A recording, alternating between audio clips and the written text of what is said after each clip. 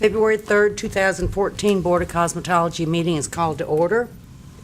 And we will start with roll call and then do some more, our new introduction of our new member. Roll call starting with Miss Lisa. Hello. Just say present. Present. Courtney Williams present. Jude Huckabee, present. Merle Smith, present. Donna Coppinger, present. Linda Colley, present. Rufus Hereford, present. Pearl Ali present. Now I'll turn this over to Miss Roxana. Thank you, Madam Chair. I would like to introduce our newest board member, Ms. Lisa Murray. Today's her first day. We just went through orientation, and she's filled out all her paperwork. She is a cosmetologist and a shop owner. And Ms. Murray, I'll let you introduce yourself a little bit for the board, and welcome. Thank you. My name's Lisa Murray, and my salon is in Collierville, Tennessee. We opened a year ago this March. So we're a Medi-Spa and a full-service salon. I've been a hairstylist for 30 years. I went to school in California at Vidal Sassoons, and I love my career, and I'm very honored to be on the board. So thank you. Welcome. Thanks. Welcome. Okay. If you will have a representative from each school stand up, I'd appreciate it, please.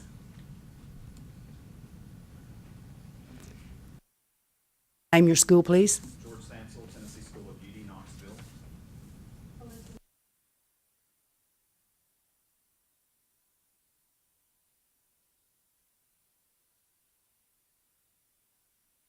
Thank you for coming, and we also thank everyone else that's attending. In front of you, we have the minutes of December. Is there any discussion on the December minutes?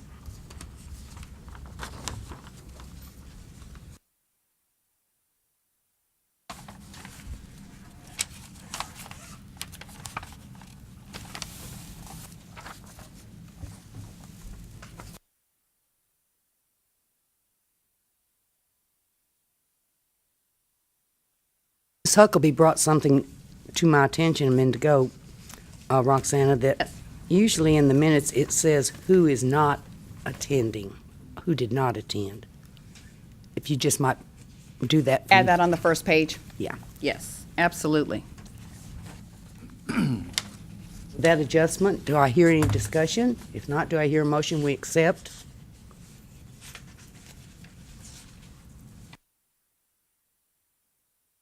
Accept the minutes if there are no adjustments. Do I hear a second? Motion's made by Ms. Pearl Walker and seconded by Ms. Huckabee. All in favor say aye. Aye. Opposed, nay. Ayes carried.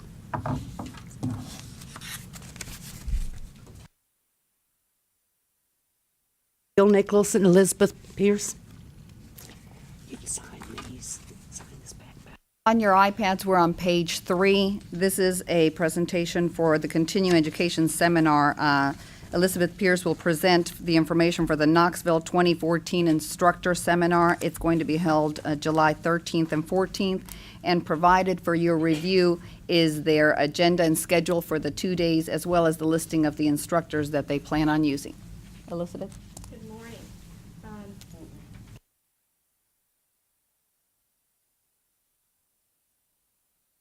Got it. Or you can Used to take one that. of these mics, yes. Not a problem. I don't know what you have in front of you.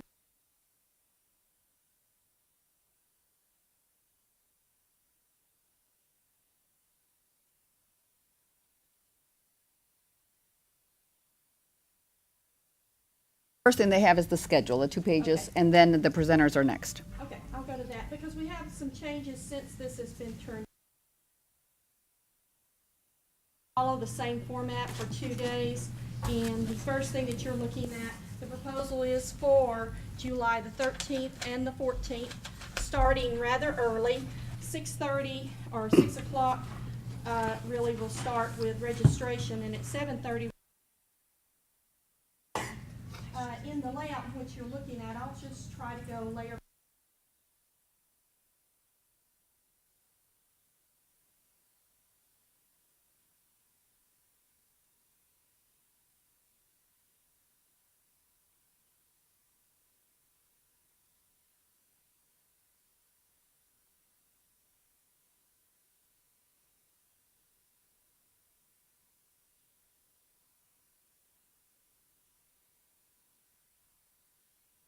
always been there in the past, but at many times when they show up for registration,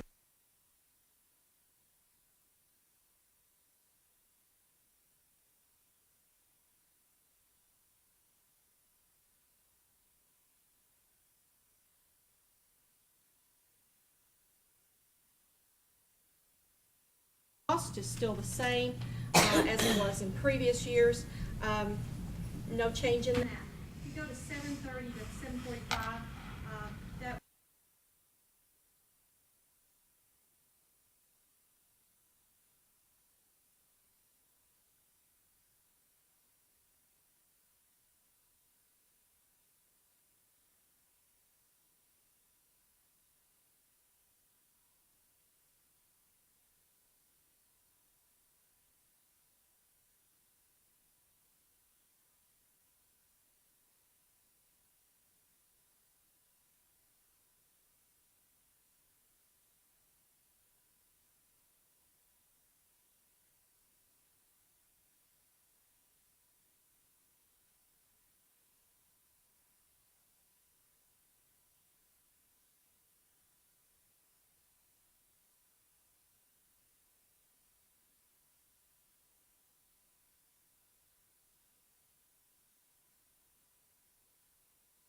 seven 7:45 to 8:40 will split up. Cosmetology will be in one room.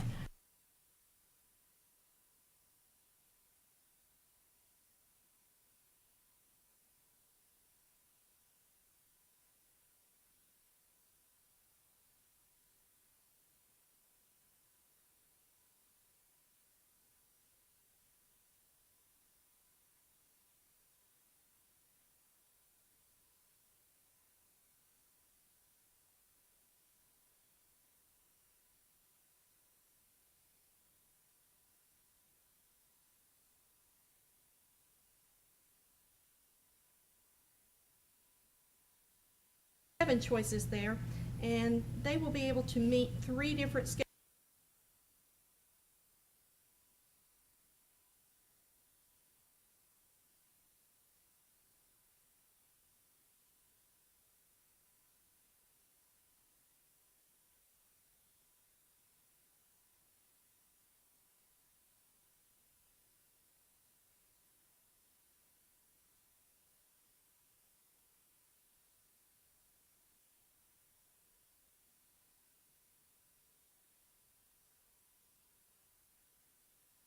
Policy of turning monthly reports, certification of hours, the new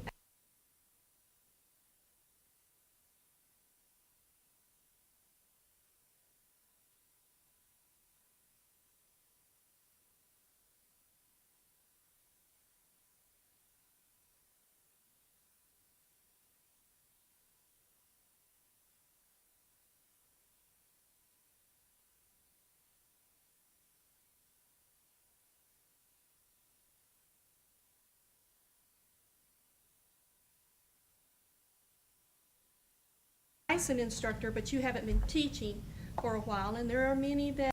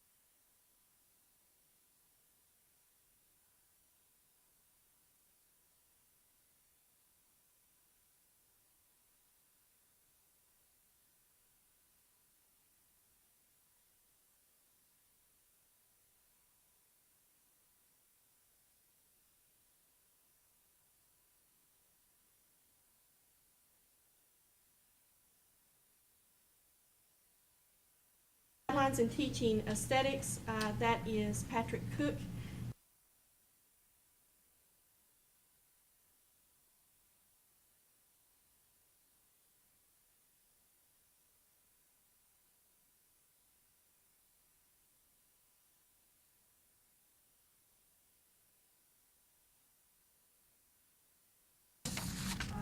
profiler. She teaches law enforcement.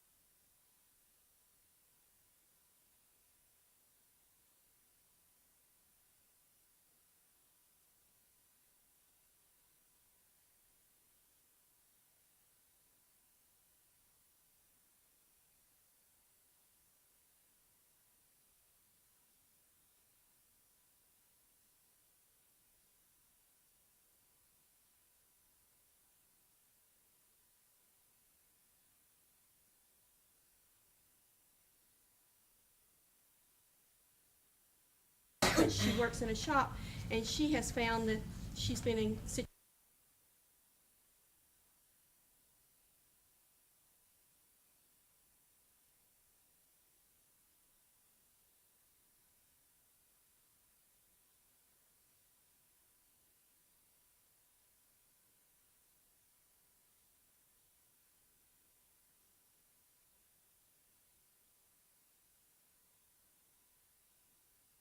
sign-in, and we have a rotunda.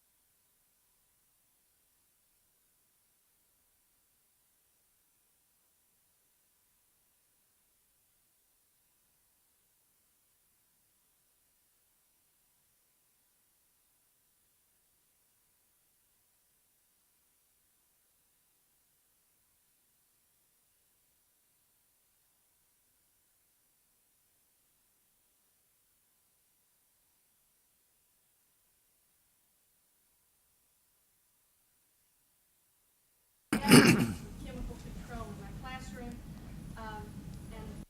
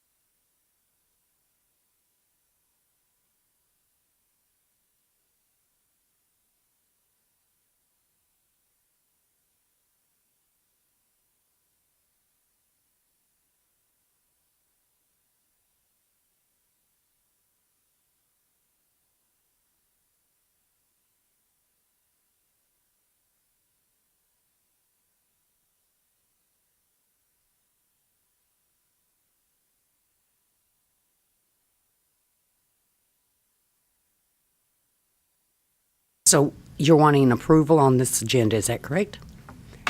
Is there any discussion on the agenda, or if not, do I hear a motion we accept? I make a motion that we accept. Motion made by Mr. Herford and seconded by Ms.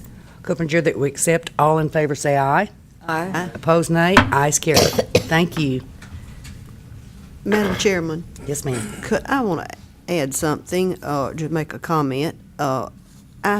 Appreciate, as a board member, Ms. Pierce or Mr. Nichols coming before us and explaining in depth their seminar and who's going to be there. And it's, we know the schedule, and it's always good to hear that. Thank you. Greer Kelly? Yes, ma'am. That's something I'm speaking. One thing I will say, how many years it's been, the attendance is recorded.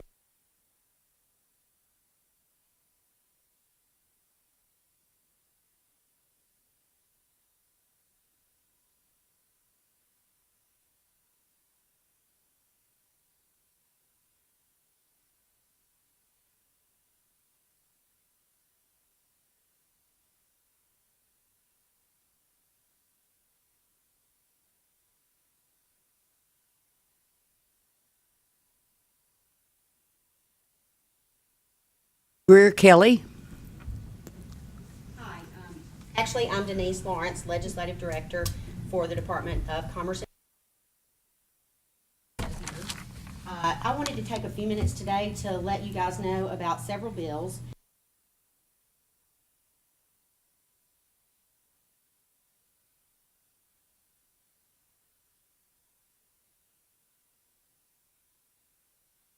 First one is Senate Bill 1734 by Senator Bell, which are all boards and commissions to begin live video streaming of all of their meetings. That's basically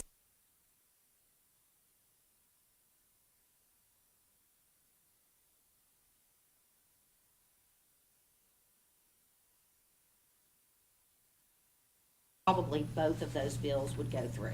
Can I interrupt you? Yes, ma'am. And you do not have that bill in front of you. You've got the 5 that I had as of late Friday, so this one's probably Friday at some point No, it's No. actually been introduced before then, and it just Okay. occurred to me as I was sitting. that here it affected us. that Okay. they might. So you don't have it in front of you. I just wanted you to know. So you've beat me to it. You've got 5 and I've got 4 more. Okay. So You've got it. we apologize. We literally track about 300 or 400 bills every session that affect.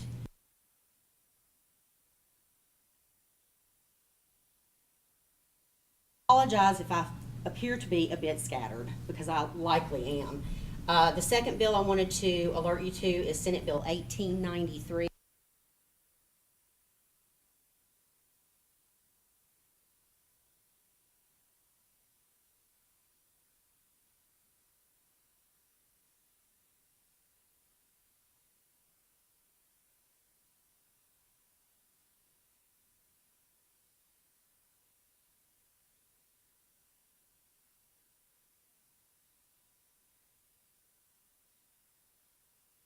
Natural hairstylist, one cosmetology or barber instructor, and one cosmetology or barber owner, shop owner, one licensed school owner, and 2 public members who weren't engaged in cosmetology.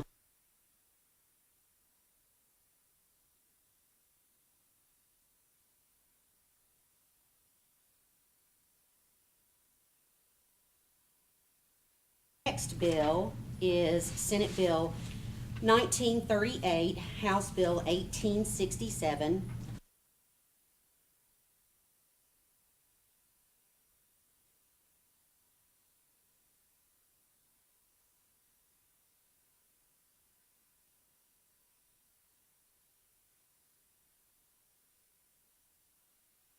That is on page 18 of your iPad. You're Thank you, welcome. Roxanna. Absolutely.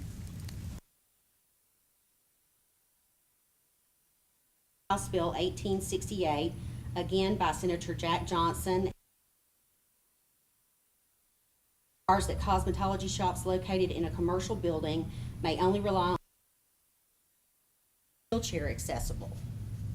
That's page 17 if you've had a chance to go back one. The last bill that I have, Roxana, is Senate Bill 2175.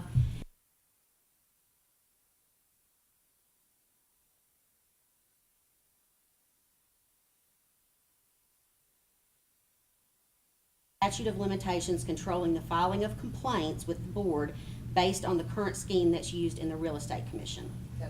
We have that on page 16, so. Okay. And what's the last one that you had that I did not mention? 1896, House Bill 1896. Can you tell me? And it is the, Comptroller? yes, it is, the Comptroller Treasurer. This is a report that, that honestly the comptroller will make that the board won't be. Last thing that I wanted to mention, Chairman Jack Johnson, who, in all of the bills that I mentioned, with the exception of the one board merger,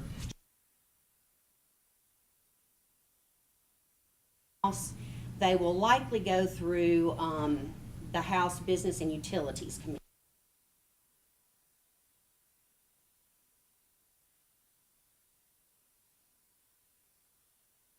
Ask the board for their opinion. I'm going to read you his statement.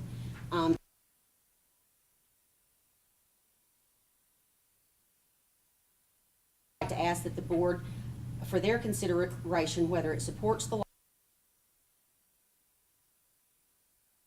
Public Chapter 447 is the bill that was passed last year. Other things, rules and regs for separate schools that solely specialize in natural hair care and styling, and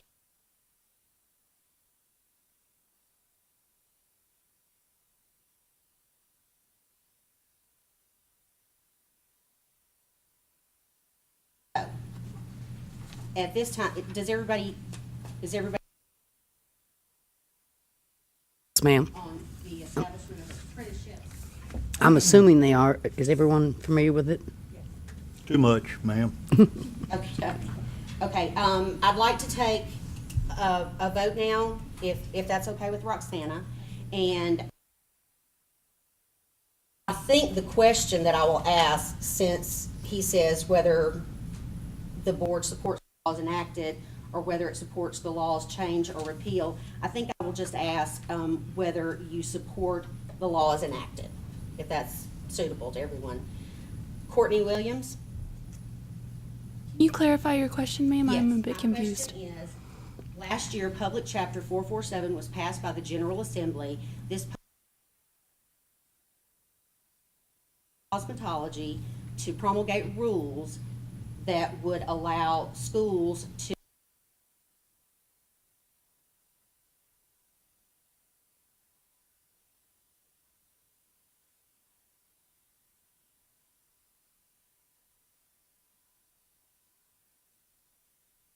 Yes.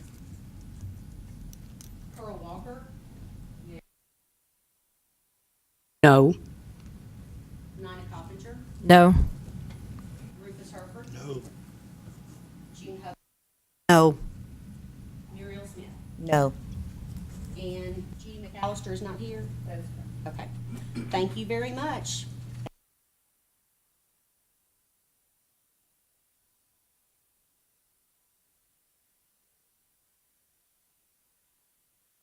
Optional for the schools to do That's- it. yes, So that's that's my not understanding. mandating them to do They're it. not mandating, the law that was passed said that a school may, if it determines. And I think the division of hours was 750 for the apprentice.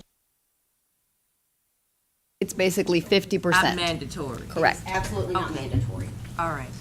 Thank you. Okay, thank you. Any other? Madam Chairman, Yes, ma'am. Ms. Utley? question to Ms. Roxana.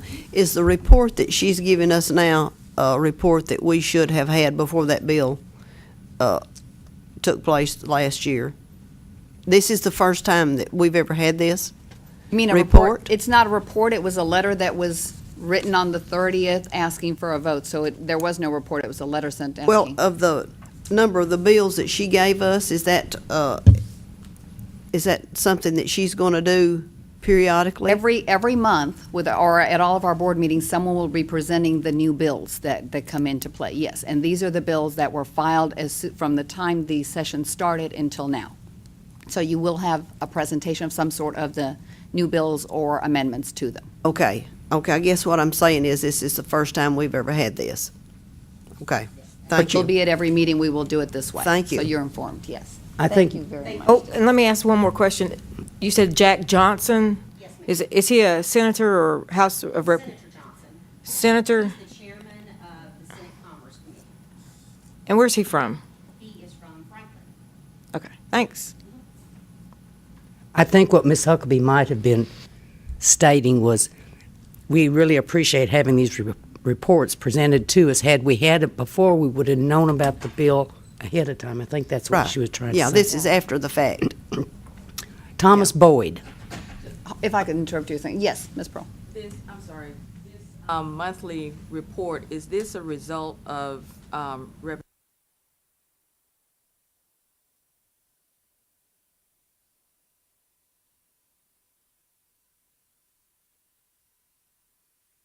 No, I couldn't say if it's a result of that. I think as regulatory boards, we've decided that as best we can, we're going to present any bills that affect this board. And I respond to them, I do, what I'm required to do, and so we'll present them. But as you all know, they change continually. So before we meet in March, new ones will be filed, and those will be the ones that we'll present again next time. And if there are any changes. And if I might say something, and I've only been to cosmetology about 3 times because, we have so many boards. Last year, Charlie and I tried to split them up. This year, I have 2 more people, so it's a lot easier. I say that sort of tongue in cheek.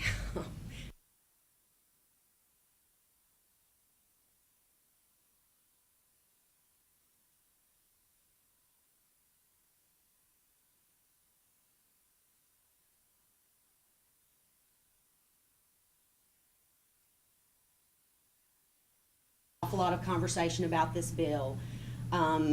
This bill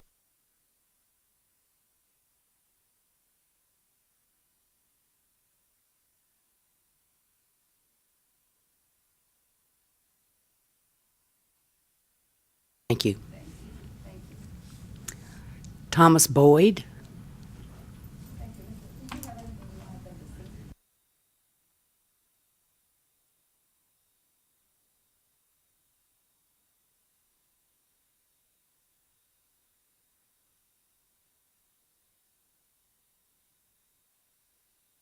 The board before. Welcome. Good morning. I have been licensed for 27 years. June will be 28 years. A couple years ago, I opened up my own salon inside of Salon Suites International in Murfreesboro. They have a couple. The best way to describe that is it's a mall of hairdressers. Everybody has their own room. There's massage therapy. There's esthetician. Everything is separate, and everybody has to have their own salon license and requirements and all that stuff, and their own insurance and all that good stuff.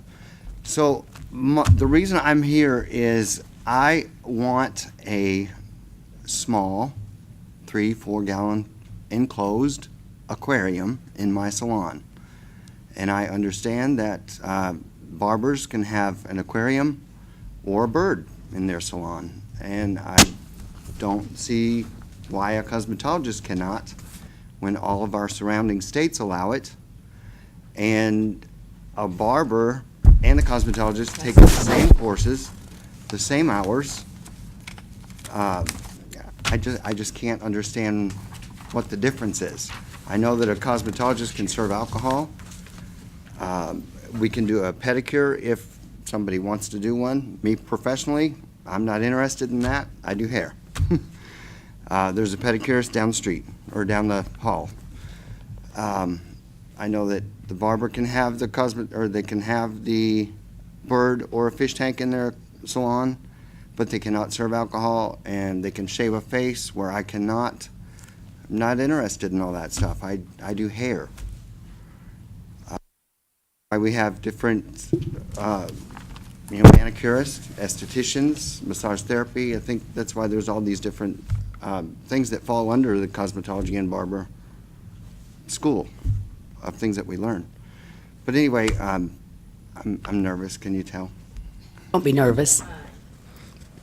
Look at my history. I've always gotten 100.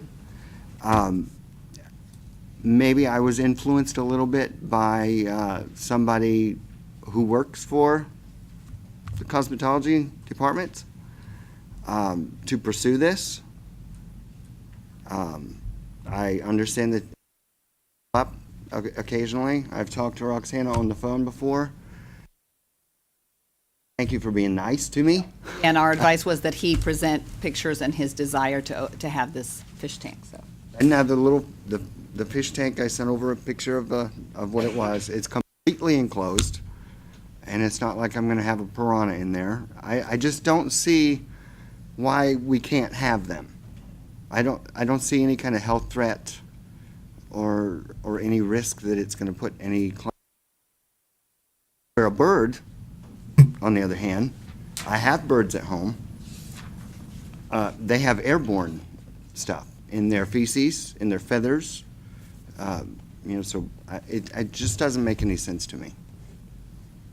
No, it really doesn't make any sense. Why would you want to do this when state law?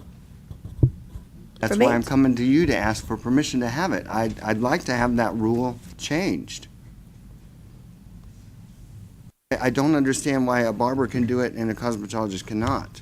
And I do understand that I can go back to school and get a $750 or 750 hours credit towards my barber's license, but I would have to give up my cosmetology license, and that's a profession that I love, and I'm not. Rob, can we hear the rule as it's written, please?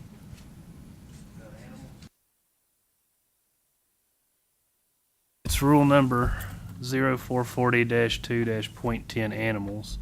No animals, birds, or fish shall be permitted in any establishment with the exception of animals used to help disabled persons.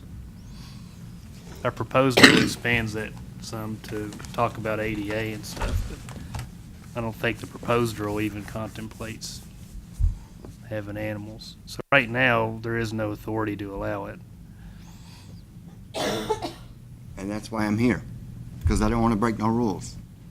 I've got a great history in my career, and I want to keep it that way.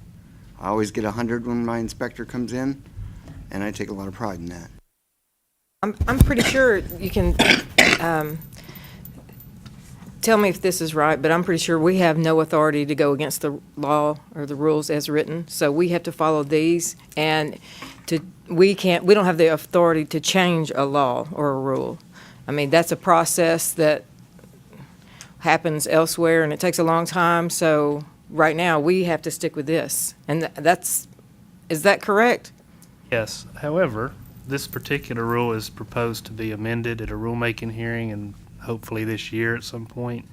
And at that time, you're welcome to come back and make public comment on it while the board's trying to decide how to revise that rule, because that's the time when the public can come and offer their input. So, recommendation. So it's coming up later on this year. Whenever we can get the notice for rulemaking approved by the department and the governor's office, and the attorney general will file a notice for hearing. It'll probably be toward the end of the year. Mr. Boyd, we are bound by the rules. Currently, it doesn't allow it, though. And To be honest with you, I didn't know what would happen here. I'm not asking for a decision today. I'm just asking you to hear my story. Thank you so much. All right. And would you like your pictures back? I don't need those. Well, they're real I nice worked in that pictures. place. They're good pictures. Feel free to come. Check. Come up there and get.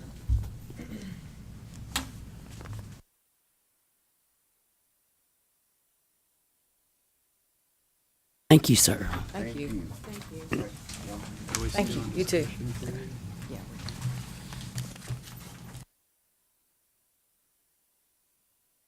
I turn the meeting over to Ms. Roxana. Thank you, Ms. Colley.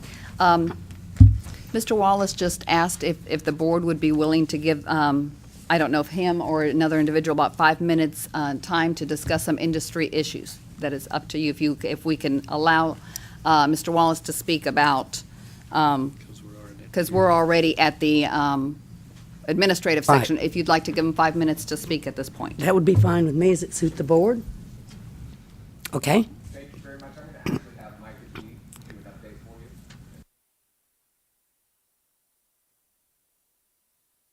Tennessee Association of Beauty Professionals. Here. Why don't you get near the mic? All right. That we can hear every word. Good morning. I'm Mike Agee, and I represent the Tennessee Association of Beauty Professionals. And I guess the report I would give you is just give you somewhat of a legislative update, because obviously that's what I'm focused on. And I do not, my iPad doesn't work in here, so I'll go with from memory. The three key issues that we are working on, number one is the sunset. This board, I am assured, is not going to be sunsetted. However, there has been a bill filed by Senator Bell and Representative Matheny that would consolidate this board and the Barber Board. The direction I have from the folks that I represent is that they are okay with that. Obviously, that's up to you as to whether you're okay with that or not. But there is a bill out there that would consolidate these two boards, and it gives specifics. And I don't have a copy of it with me, but I think it's a 12-member board and some other details that you might want to look at that. On the state authorization issue, as I'm sure you're aware, there have been some changes in the federal rules that deal with Title IV funding.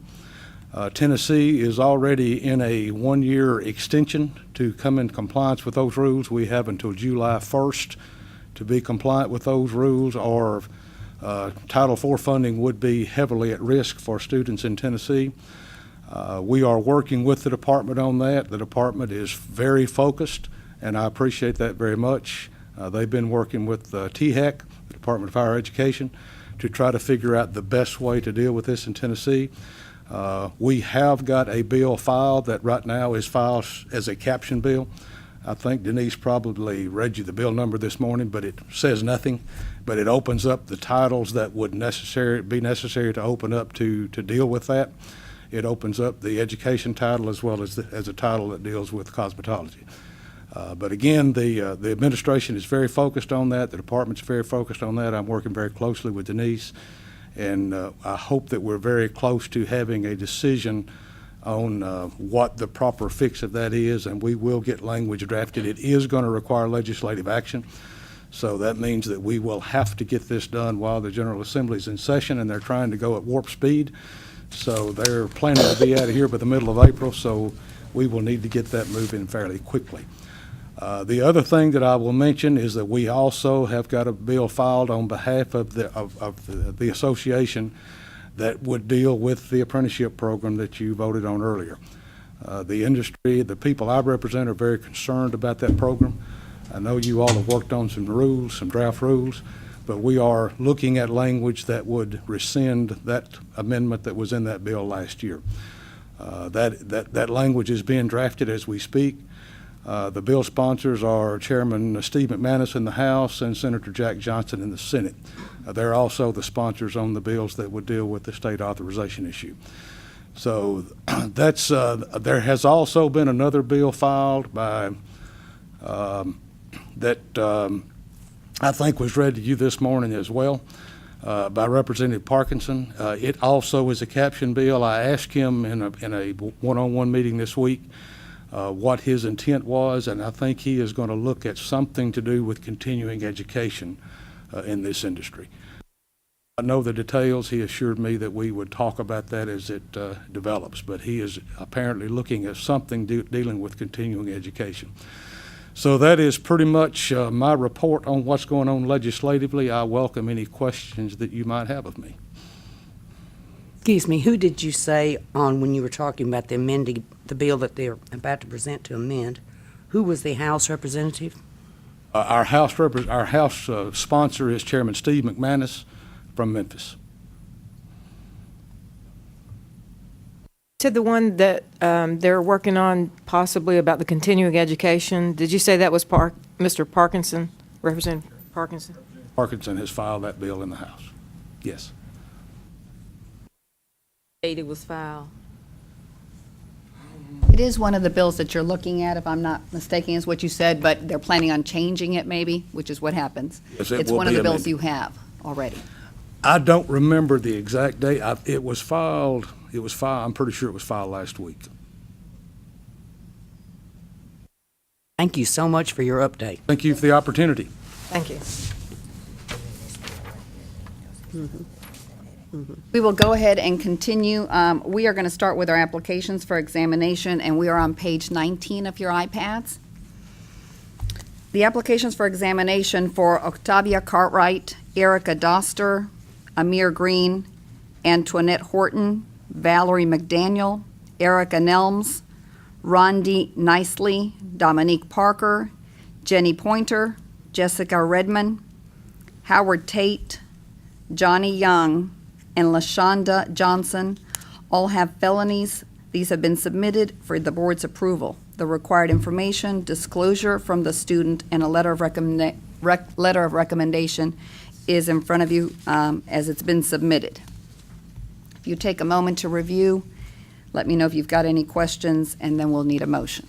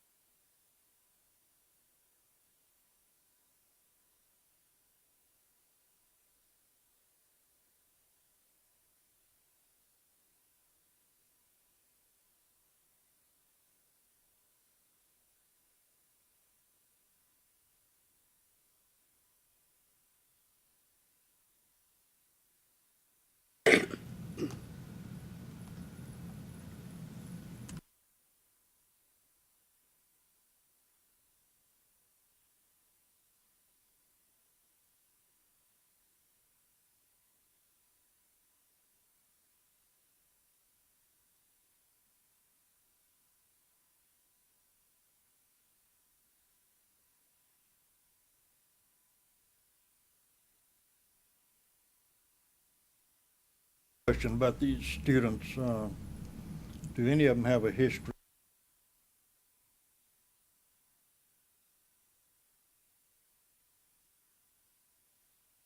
Are you referring to the first few that are in prison and going to be at least for 15 years? I think one has actually a life sentence. The priors, unless they give them to us, we don't do the full background check to see if there are any other felony charges, but not murder, because that would have been there. So this is a first for me to see the application from prison, and they'll be there for a long time. They finished their education and are following the standard procedure to request a license, whether to use it and work while they're in the prison.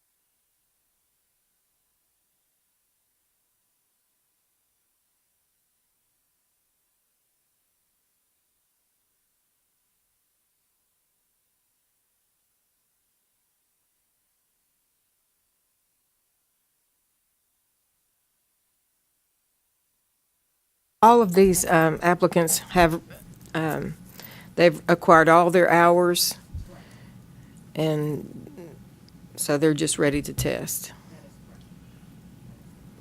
The instructors in these correctional facilities, they're Yes.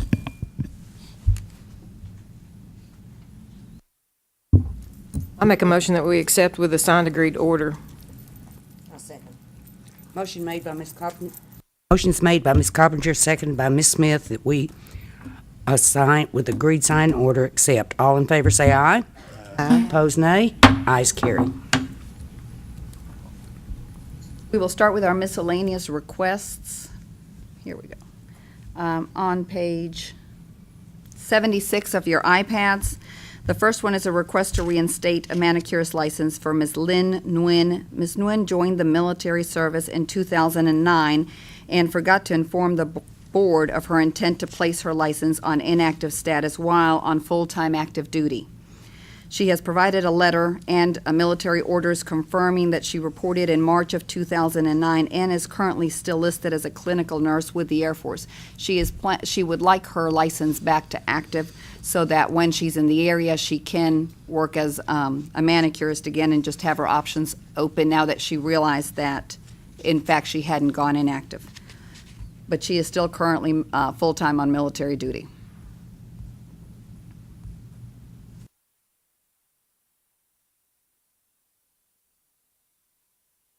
Well, in the past, we have always given military special.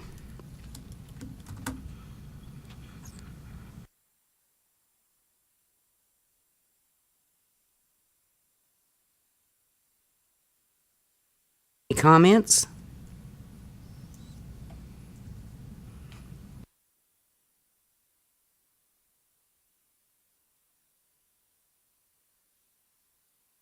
Do I hear a motion? Was it a manicurist license? Yes. Yes, Ms. Okay. What page are you on, Roxanne? Her letter is on page 76. Absolutely.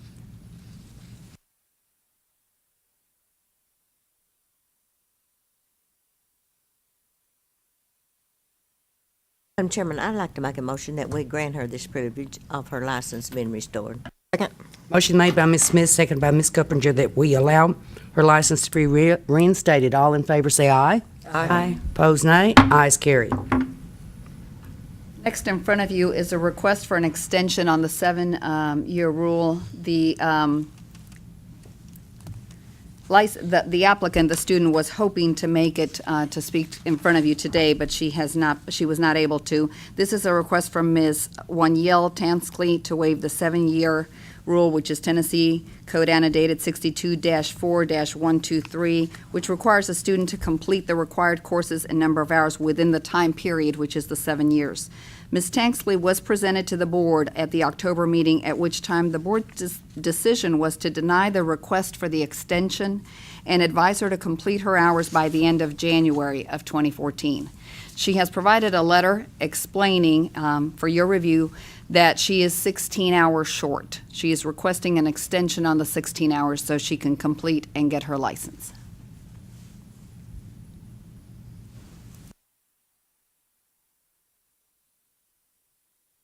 What was the original date? When did her clock start?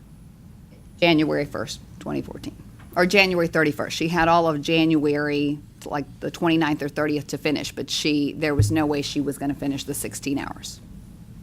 So when did she start? 2007, I believe. I mean, she's right at the 7 years. I see where it says 2007, but I was just wondering the month and the day. It was January. I don't have the exact date. I think what we had decided in October was to give her till the end of January to finish all the hours, and she's just come up short. Okay, I remember this case now. It's coming back.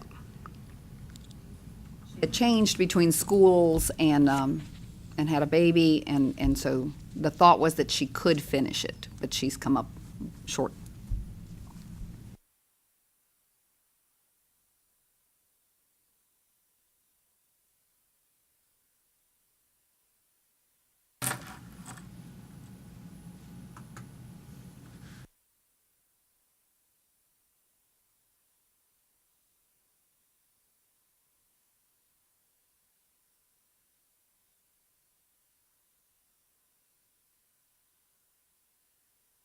Now, I'm reading this further down now, I see why she was 16 hours short with all those different things, having a baby and mother in the hospital.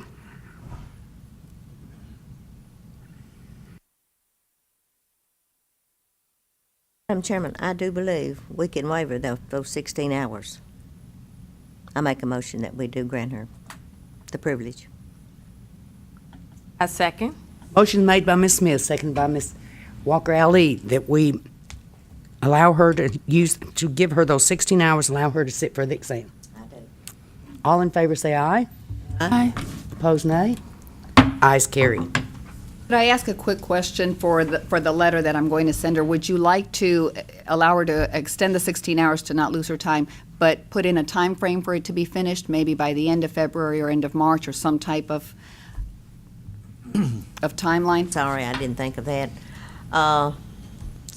Let's see, this is already in February. Okay. She has time in February to finish it. Yes, February. Thank you very much. Attention to that motion, finish by February, end of February.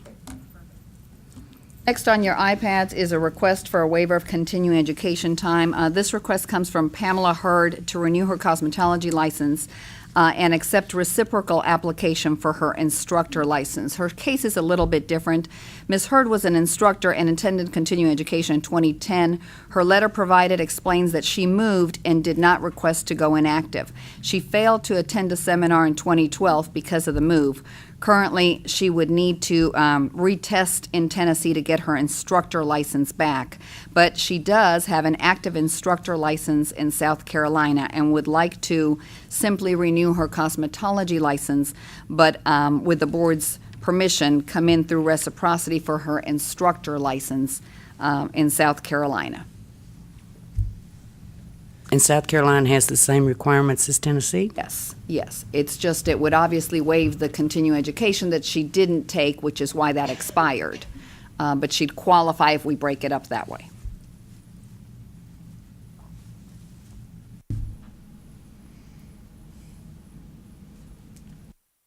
And her license is still active in South Carolina? Yes. Okay.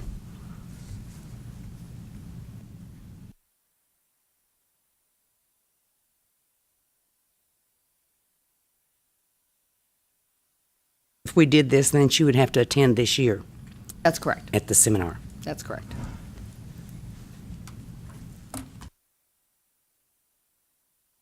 Any discussion?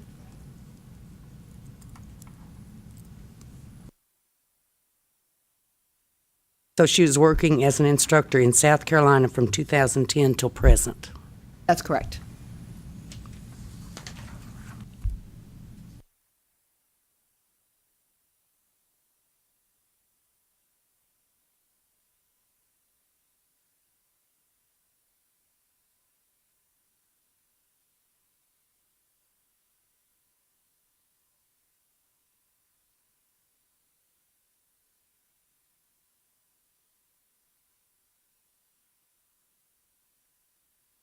Any discussion? Any thoughts? Any motions?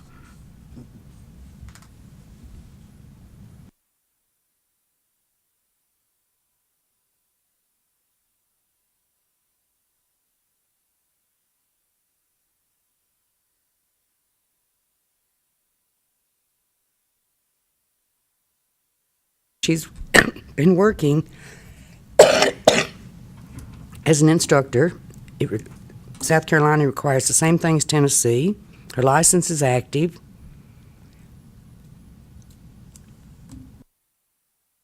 The status of her cosmetology license. It's delinquent. It's expired. She's going to have to pay the penalty and update her cosmetology, but the cosmetology license hasn't lapsed. In other words, she doesn't have to test for it. She's right between the second and the third year with it. So she'd have to pay the penalty and renew that one.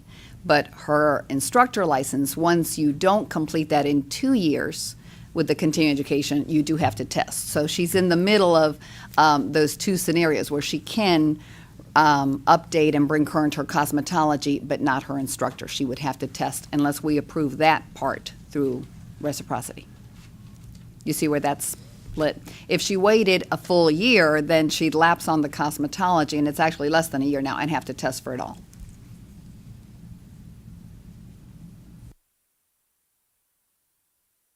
Her original cosmetology license in Tennessee? Yes, she did. And she went through reciprocity to get to South Carolina. Do you know what year she got her instructor license? Her instructor license was in 2009, I believe, so she attended the session the one time, and she really, I think, was not sure of what she needed to do once she left. She figured once she left, it kind of went dormant or inactive automatically. Or when she became, because as we spoke, when she became active in another state, that kind of took over and you couldn't have both active. Understand. This year would make actually 5 years since she's Been an been. instructor. Okay.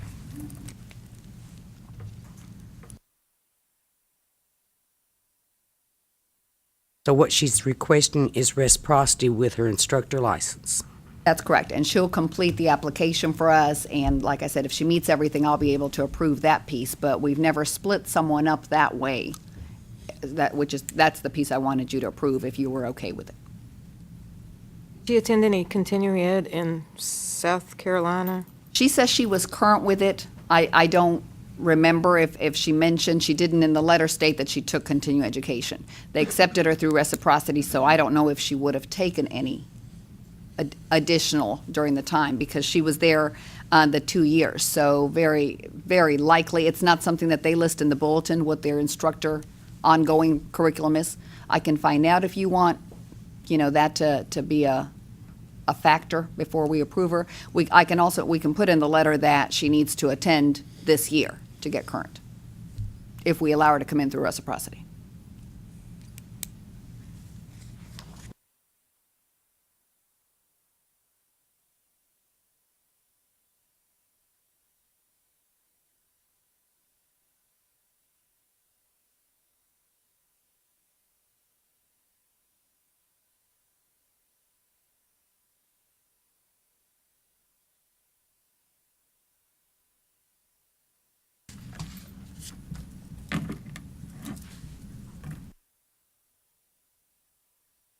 I guess if I knew that she had taken or been to any continuing ed within this last 5 years, I would feel better about the reciprocity issue. And she did continue education here in 2010 with us before she moved to South Carolina. I just don't know for certain if in South Carolina she needed to. That's not listed in there. She went in 2010? Here, yes. Oh. Yes. Oh, I thought you said it'd been 5 years. No, she's been an instructor 5 years. Oh, okay.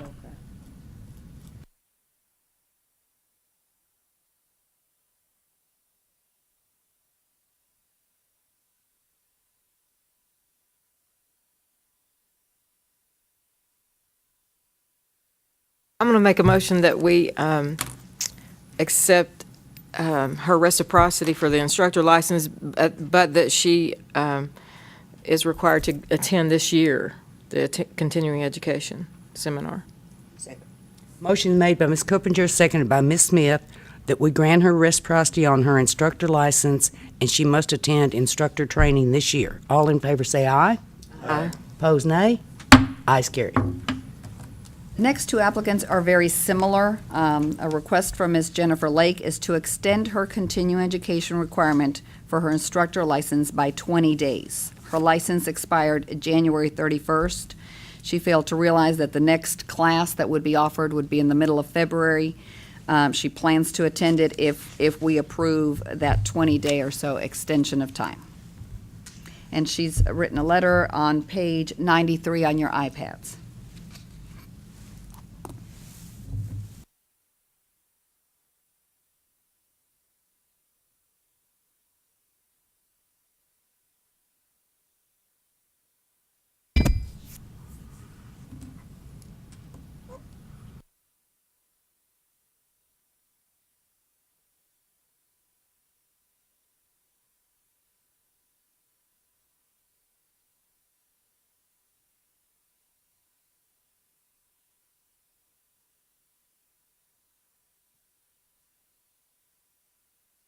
I wonder what she means by registration for the class has been started.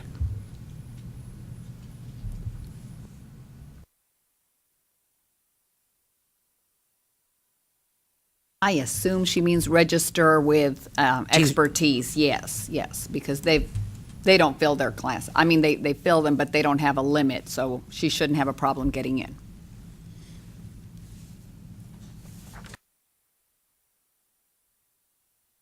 And her license expires January 31st. That's correct. So she has a penalty on her license piece, but with the continuing education expired, we actually have to do something to allow her to renew.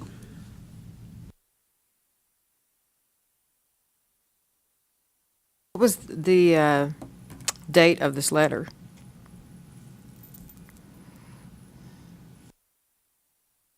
Not dated it. I believe we've had this probably for 2 weeks since we didn't have a meeting in January. I think hers in particular has been at least 2 weeks here.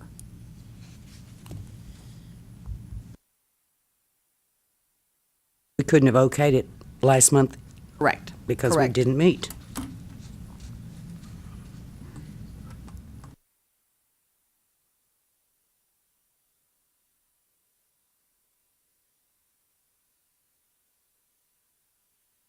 Next sheet for Ms. Lake is exactly that. If you look at it, it's the receipt with the payment she sent in, and it's stamped January the 16th at the bottom. The letter came with it, whether it came because she called and we walked her through what would need to happen, or she realized at that point that she failed How to. long has she been licensed? I don't have that information in front of me. I can find out if we want to delay her approval. She doesn't address that, and I don't have it. Hate to delay this one way or the other since her If license she already misses this expired. session, she'd have to wait till the May expertise date. I believe it's May.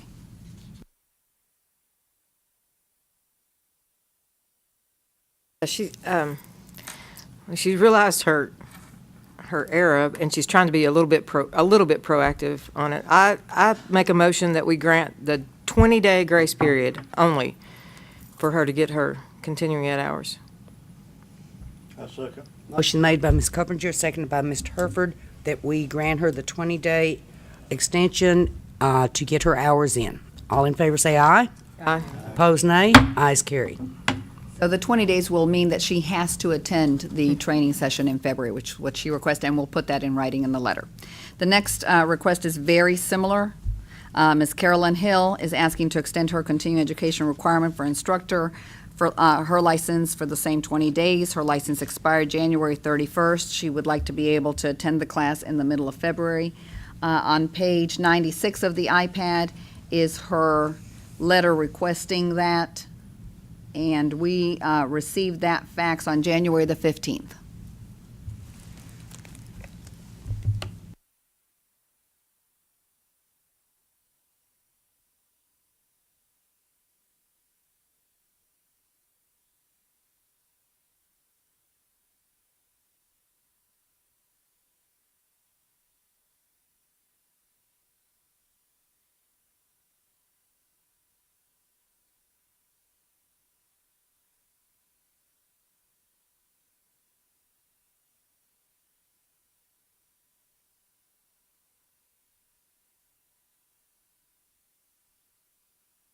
Same date. Madam Chairman, I'll make the same motion that we grant her 20 days only. She must attend the seminar February. Second. Motion made by Ms. Smith, seconded by Ms. Coppinger, that we grant her the 20 days, but she must attend the February seminar. All in favor say aye. Aye. Opposed, nay. Ayes carried. Next in front of you, we have the field trip requests. At the end of our board meeting, I will present the document that we put together because we discussed doing them a little bit different in the future, so you'll have to approve that. So for this time, bear with me. I'll go through all the different field trip requests. A couple of them are late, given the fact that we did not have a meeting last month. Field trip request spreadsheet for your review is on page 100. Request from Avita Institute, Nashville, is asking permission for 20 students to attend Tangerine Salon in Murfreesboro on Tuesday, February the 11th from 9 to 12. The students will be touring the facility, discussing job opportunities, meeting with the owners, and getting the experience. The educator and salon development partner for this will be Avita's supervising staff. There are 3 separate requests for field trips from Empire Beauty School. The dates for those are February the 4th, February the 10th, and the 12th. They are planning to visit surrounding businesses in the Poplar Colonial area from 1:30 to 3:30 in the afternoon. Educational facilitators will be hosting the field trip, and those are Brittany Briggs, Tiffany Clayton, and Carol. The class curriculum during that week will be management. This is a marketing-based field trip. Students will gain additional knowledge and know-how on relating to subject matters that have been taught. Field trip request from Empire Beauty School in Brentwood to take students to an assisted living center to have them perform basic manicures for free. The date and time was not specified on that request. Field trip request from Georgia Career Institute for night nail students who have been invited to Eva Nails at 2441 Old Fort Parkway in Murfreesboro. That is on February the 10th. The students will be learning about retailing, client building, and new techniques. Educator is Tanya Tisdale. Field trip request from Georgia Career Institute, McMinnville campus on Monday, March the 3rd. Visit Golden Nail Supplies at 5841 Charleston Pike in Nashville, and Cosmo Pro at 81 Northwest Broadway in Murfreesboro. They will be discussing product knowledge and awareness of nail supplies for the industry. Field trip request also from Georgia Career Institute in McMinnville campus. They have already taken this field trip. It was on January the 27th to visit Golden Nail Supplies in Tennessee and Cosmo Pro. They, at that point, discussed the awareness of nail supplies in the industry. Field trip request from Georgia Career Institute in Murfreesboro to participate in a prom fashion show at no charge with Siegel High School on February the 12th from 8:15 to 2:15, and the fashion show is at Holloway School on March the 5th from 8:30 to 2:30. The students will participate in styling hair and applying makeup. This will be a great learning experience for them. Field trip consideration from Love Beauty School to go to Performance Studios in Nashville to purchase theatrical makeup for Halloween holiday. Explanation has been added. This is a previous request that was denied, and so they've added additional information. This was a marketing trip that they took to purchase stage makeup. The students also learned how to retail, discuss the different products that are available on the market for theatrical and stage makeup. And they did this right after they worked on a stage and play development. This field trip was done on October the 9th, so you would be approving something that they've already gone and done. Field trip request from Love Beauty School is to take the nail tech class on December the 9th, also has already taken place. The students will be attending or have attended Supply House, as well as nail salons and spas. This is to educate them on the retail as well as have them network with nail salons and spas and learn more about the employment opportunities after they graduate. Field trip request from Paul Mitchell, the school in Nashville, for students to attend Broner Brothers Hair Show in Atlanta. The show is February the 23rd and 4th, and they are wanting a total of 16 hours. Educator is Pamela Green. Field trip request from Paul Mitchell, the school in Nashville, for 20 future professionals to participate in a local charity event. The event will be held by a nonprofit organization called Creative Aging. Creative Aging brings musicians, artists, and other creative industries into retirement and nursing communities. The event will be held on Thursday, April the 3rd from 1 p.m. to 3 p.m. at the Memphis Jewish Community Center. During that event, future professionals will be performing waterless manicures, mini makeup, and hair consultations. They'll be accompanied by licensed instructors and several staff. Those are all the field trips we have in front of you. Oh, I'm sorry. Yes. That is Memphis. Any discussion on the field trips? Madam Chair, I have one question on the one that we denied previously.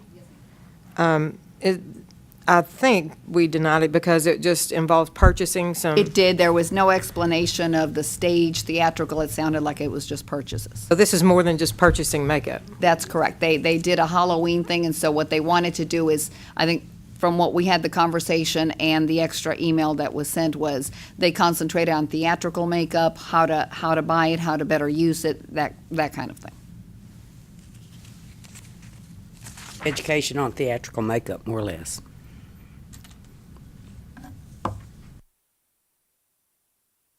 I make a motion to approve the field trip request. Motion made by Ms. Coppinger to accept, I second. seconded by Ms. Pearl Walker Ali. All in favor say aye. Aye. Opposed, nay. Ayes carried.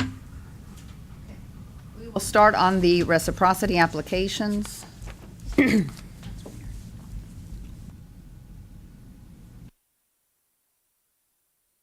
Start on page 103 of your iPads.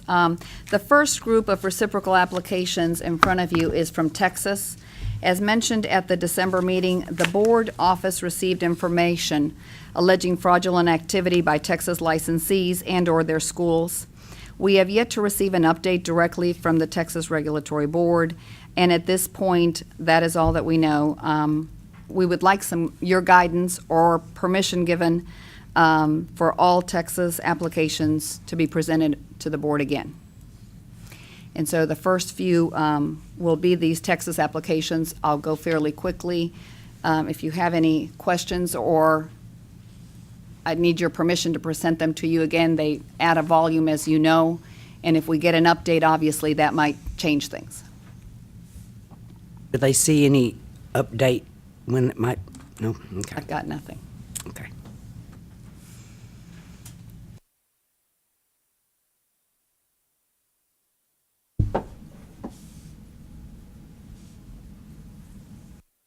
I will start with the first one. Is it okay for me to add them to the meeting presentations for your approval? Yes, ma'am. Okay. All right, application for reciprocity of manicurist license from Texas for Con Nguyen certification shows initial date of licensure in 2013 and transcript from school is provided. On all these applicants, you'll see the same thing.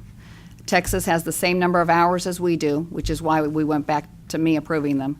And Texas is certifying school hours, active license, and they're all pretty current.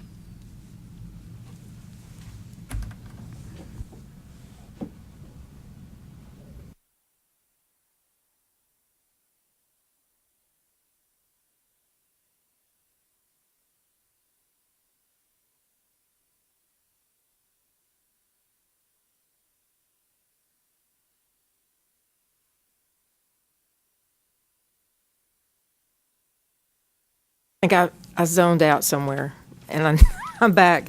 But so what is with the Texas applications? Or As you're going to look at them, they meet the requirements for reciprocity. The problem is the allegations of something possibly being done to where they've not been obtained legally. That's are these? But I don't know when that was. I don't know what time period that was. Are these after that time period of that? Yes, all false- these applications have come to us after that, those allegations, but we don't have any verification that those allegations are true or are not. Okay, All we have is these applications that you'll need to review and make a decision on. because of what has happened in the past. Correct, because really So they're we just really- allegations at this We point. really need to take each one individually. And how And many? they're almost identical. How many are there? 22. Okay. The only reason you're bringing them before us is because of some kind of allegation of false acquirement of hours in Texas that we don't even know is. Correct. Correct. So I don't have anything to base whether I vote up or down on this. I mean, Well, let's see I the. think I'll zone back out. Well, you know, think we they've can got get more? 22 of these. Correct. Could we take a 10-minute break? Absolutely. And I think after we finish the reciprocity, we'll take a short break as well, because we're going, the legal is very long. We're going Oh. to do it a little bit differently. Okay. Mr. Herndon, I won't be reading it this time. That's the good news. you're not going to read it. No. Why, It's we'll over miss 50 going to pages. sleep. Oh, You can fall asleep while you're reading them. break. So yes, we'll take up, how long did you want to break? Ms. 10, Collins? 15 minutes? 15 minutes. Okay. 12 and a half minutes. Say some random.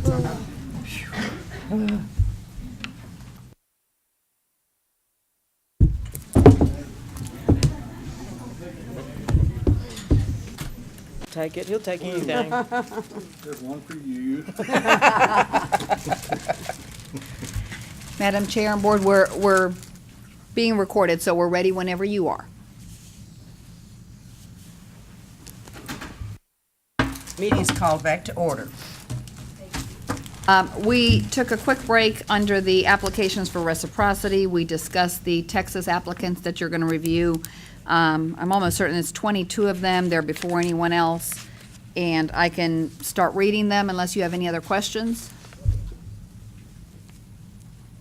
Madam Chairman, since there might be a little controversy or us not understanding all of it, I would like to make a motion that we put these on hold until we further investigate or see what we can find out. And how long can we, or how long would it be? Maybe we expect to hear something. I'll finish my motion in a minute. We've been asking Texas, see, the history with these applications is that the vast majority of these from Texas have ended up in litigation to revoke them because something turned up that was improper about the school they went to or some other issue. These people, is just the latest wave. Did they go to the same school as the other? Mostly it's 2 to 3 schools. The vast majority are 2 schools, and you'll kind of see them. So we're just telling you this just to make you aware of the history of it because the department didn't feel comfortable just approving them without letting you know, because this could possibly become yet another batch of litigation that we have to go and revoke because we've discovered some impropriety. That's why these are being presented to you, just so you know. And I guess Roxana can tell you the schools they went to and all that while you're reviewing your application. That's the reason they're on there. Prima facie, or the way they look right now, they look like they're okay, but we're just trying to get you involved with it. We have done that, and rather than making a mistake and granting and coming back to find out that we have made a wrong, decide on something not right, I would just like to put it on hold for a while till we can find out more, hopefully. Well, you wouldn't really have made a mistake. You'd be acting on what you know. You'd be acting properly. It would just turn out later that they didn't legitimately qualify for it. My thinking is, if the office doesn't feel comfortable with these reciprocity cases, we have no more information than the office does. So we have nothing that's going to, lean us toward reciprocity any more than what the office had. So can we just say that all these Texas ones we're not going to approve today?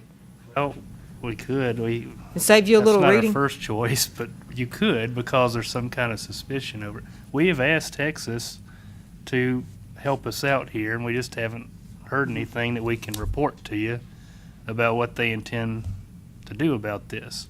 But yet we keep getting them in. Maybe they'll go to another state. When you ask the schools that they have attended that you have on the paperwork, what is the information they give you? I have yet to be able to speak to a school. I've left a message where one was able to leave a message. Another one of the schools is strictly a different language, but it, again, does not prompt or allow me to leave a message. So I've really been unsuccessful speaking to the schools. Well, that in itself shows you there's a problem somewhere. And I just don't think, and in my way of thinking, that we'd be comfortable okaying these. And that's fine. So the good thing is we have a meeting in March.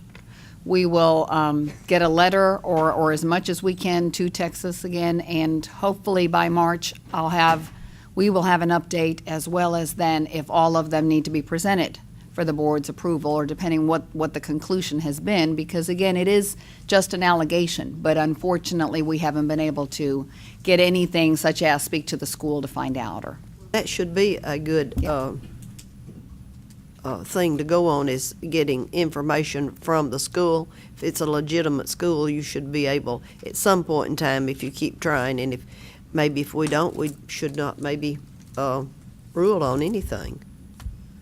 We can just say no action taken at this time. That's how I'll put all of these, that we took no action at this time.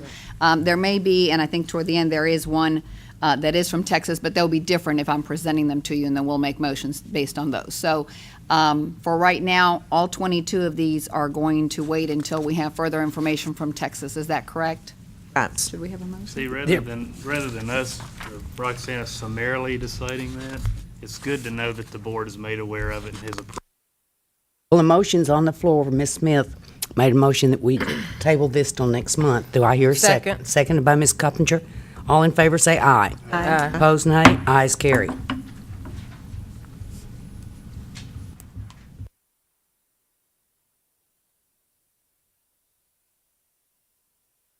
We are on page 195 of your iPads.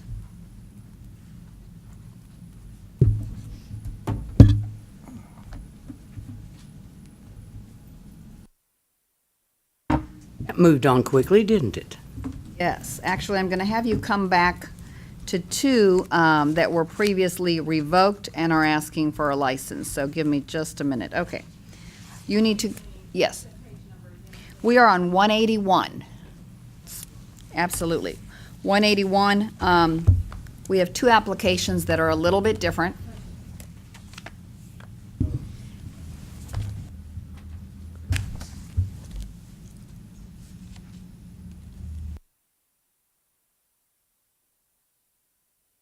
Everyone is where we need to be, and we will continue.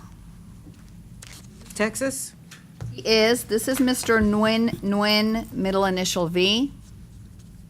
He is Texas, but different from everything else we've looked at. Mr. Nguyen has a manicurist license from Texas. He had a Tennessee license, which was revoked in 2012 for failure to meet the reciprocity requirements. He has provided proof of his school hours from California and from Texas. The total of those two school hours are 826. He has currently an active Texas license that I was able to verify online. The information online does not show an initial licensure date. However, in 2012, when his license was revoked, he did not have a Texas license at that point. So it's been issued after our revocation. He is requesting approval now to come in through reciprocity on his Texas license and hours from two different states.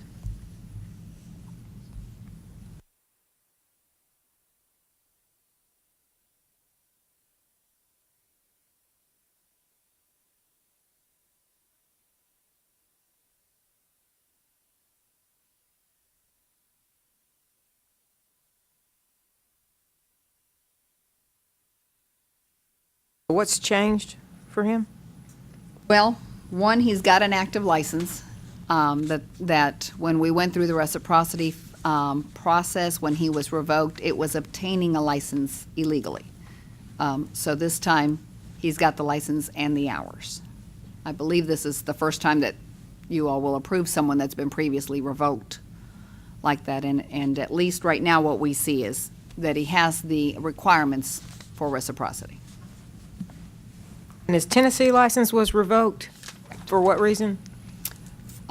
Fraudulently obtaining documentation to get his, not documentation, but fraudulently getting his license in 2012. It was part of the phase one audit that we did, one of the phases. And how do we know this isn't fraudulent? Because we have paperwork. We did not at that time. Okay.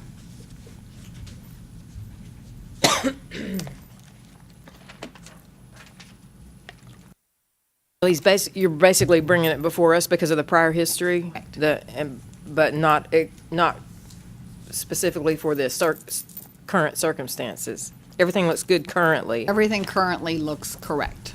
And he has not 600 hours in one place, but between the two states, he has the hours. I think California goes back to 2007, if I'm not mistaken. 2009, he finished 400 hours in Diamond Beauty College. And then proof from California is from 2009, and in Texas, he finished in 2011, the 426.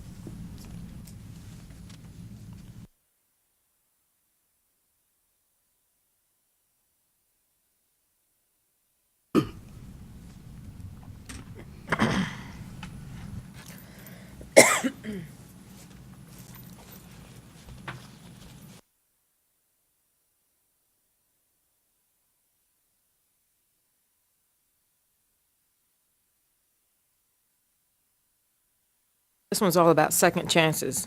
Do we give him a second chance? Well, we can, and we can flag his file.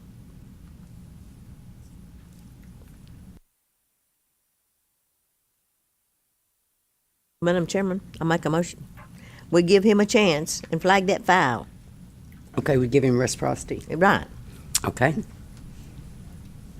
Motion's been made by Ms. Smith that we accept reciprocity and flag the file. Do I hear a second? What flagging the file means if he does anything wrong, there's a flag there that will make sure that they catch it. I mean, it's not a real flag. It's American flag. Yeah. Do I hear a second? Thank you. Second. Seconded by Ms. Murray? Is it Murray or Murray? Murray. Murray, like where I live in Murray County. All in favor say aye. Aye. Opposed, nay. Ayes carried. Thank you. Next is very similar circumstances. Ms. Ann Pham is also reciprocity request for manicurist license from Texas. Ms. Pham had her license revoked during the same audit, 2012, for failure to meet the reciprocity requirements. Texas certification shows initial licensure in 2013, and it is active, and the transcript from the State Board of Georgia verifies 602 hours received in 2007 Georgia. in Georgia.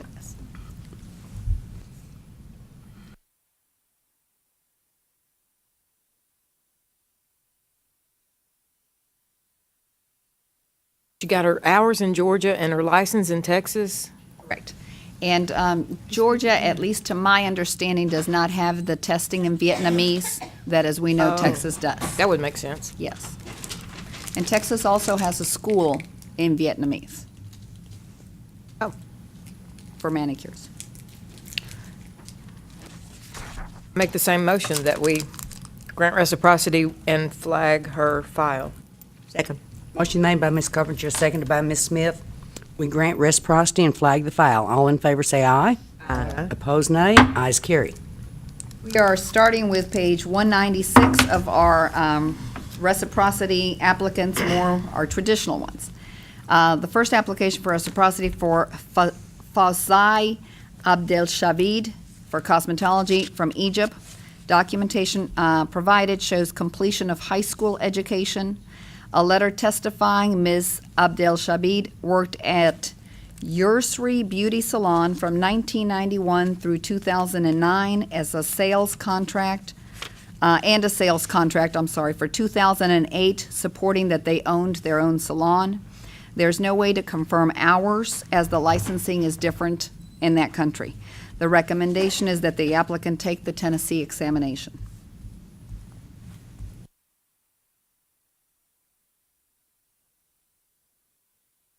I make a motion that we accept the recommendation of her taking the Tennessee exam. A second? Motion made by Ms. Coppinger, seconded by Ms. Walker Ali, that she sit for the Tennessee exam. All in favor say aye. Aye. Opposed, nay. Ayes carried. Application for reciprocity of aesthetics license from Oregon for Zonyali Armstrong. Certification shows initial licensure in 2010 by examination. The total hours she completed was 2,300. However, only 250 of those are directly in the aesthetics program. Ms. Armstrong does not have a 5-year history, but comes close. The recommendation is that the applicant be approved for reciprocity. How far is she short of 5 years?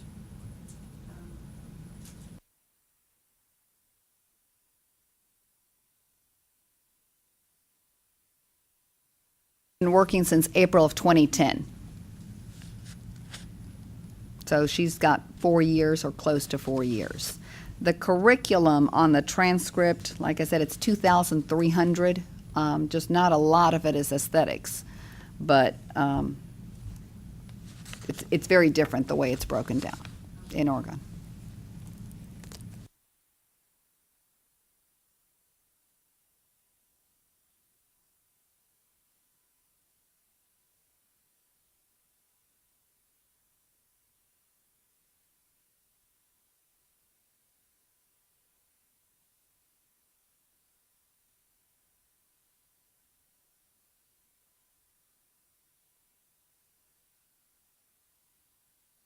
Which license is she wanting? Aesthetics?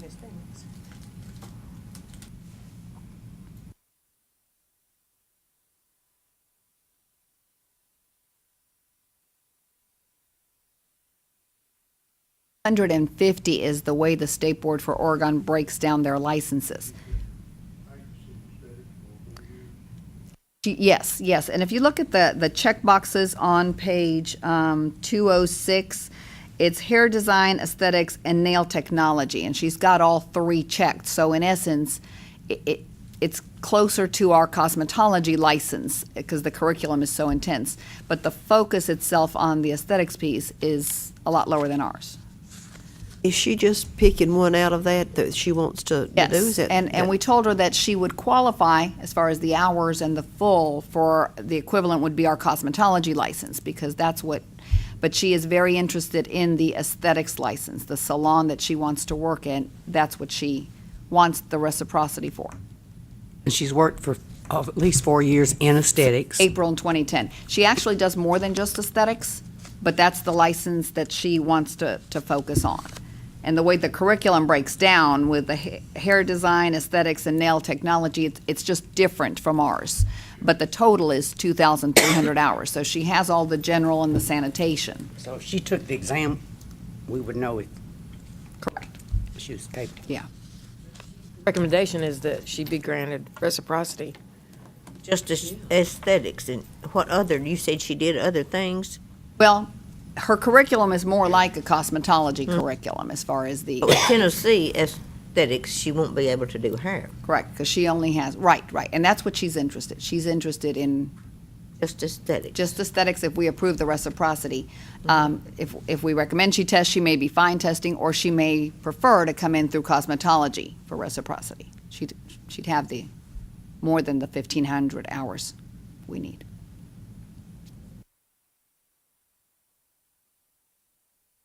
Like me wanting to be a farmer, and the only thing I've done is raise pigs. Well, really, she's just taking her cosmetology license and picking and choosing what she wants out of it.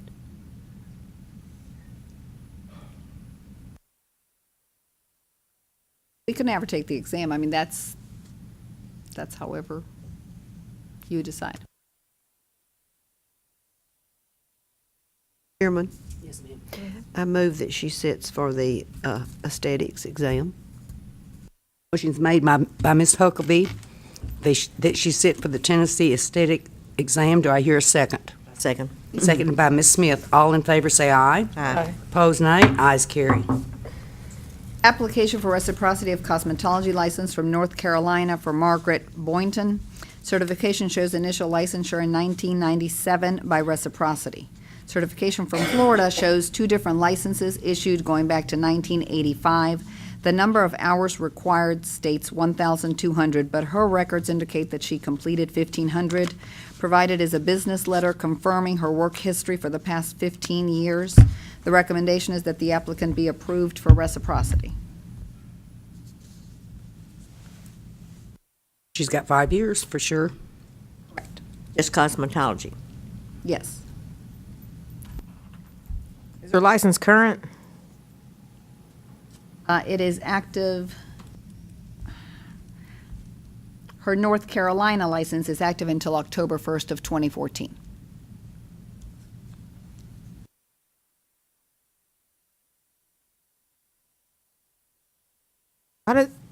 Why does it say on this one document that her license status is null and void? Florida's, because it expired. So that must be there. She just never chose to renew it or put it in inactive.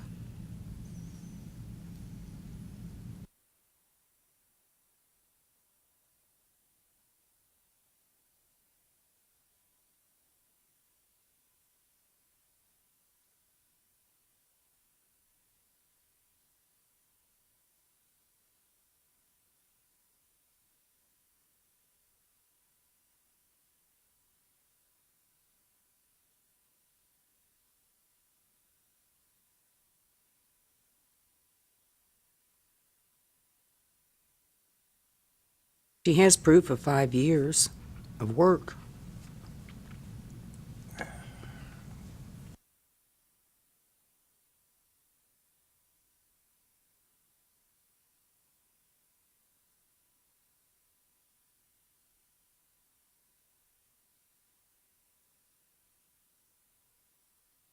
Any discussion, thoughts?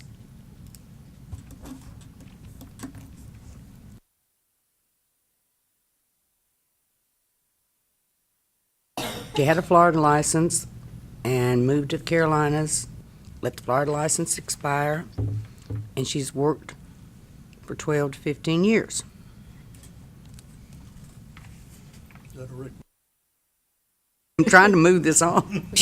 So where is she falling short that this is brought before us? She had no hours in North Carolina and an expired license from Florida, her hours just being short, and she had no tax records or chose to do the letter as opposed to tax records of recent hours. So that's really the only reason. You don't have the 5 years Prior. proof. Immediately proof, yeah. We need that. Mhm.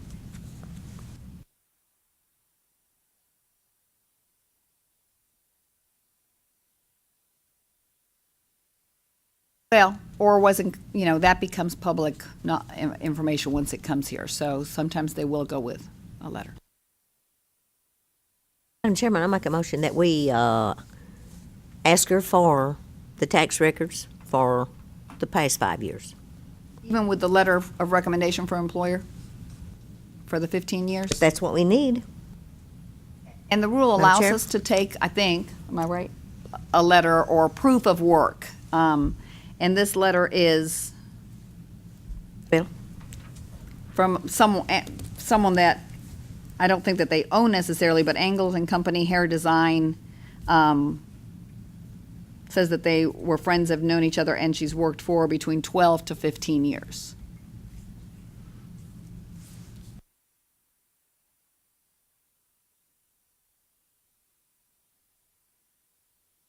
I withdraw my motion.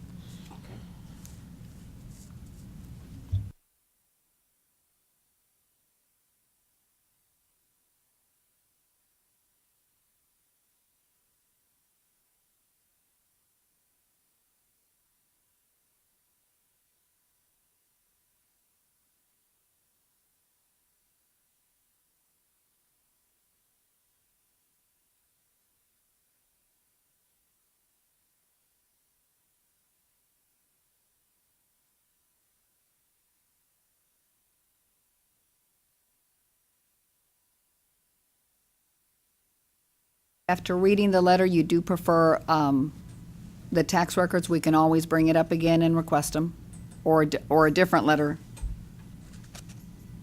It sounds like she's going to keep her North Carolina license along with getting the Tennessee license and go back and forth. According to that letter, I don't see 5 years' work there.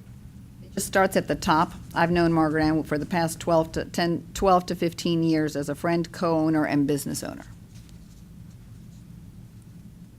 Hey, I'm taking that as knowing her for Correct. that long. And that's the reason. It's not the typical letter that I get Sure. from an employer that says, I've hired her, this is Right. what she did, and so forth. Well, at the bottom, it gives 11, 12, and 13 that she's worked with her. Yeah, it says she has made appointments for the past 3 Yeah. years. So 3 is really all that she's saying that she's worked in that shop. Right. It starts with having known that she's owned, but I don't have any concrete information.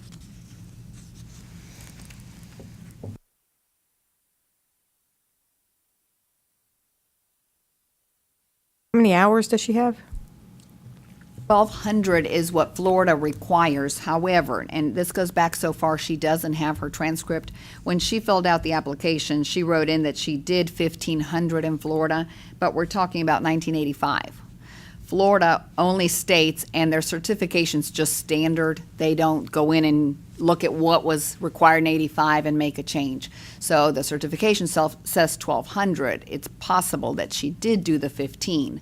We've just not had them go back and audit their files.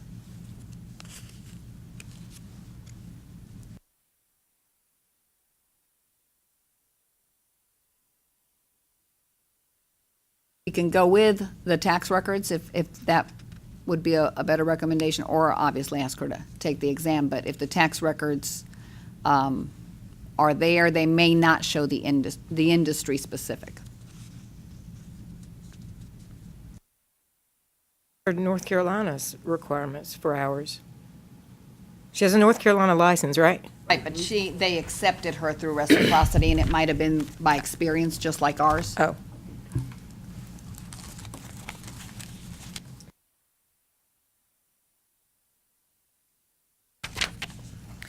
North Carolina is 1,500, just like ours.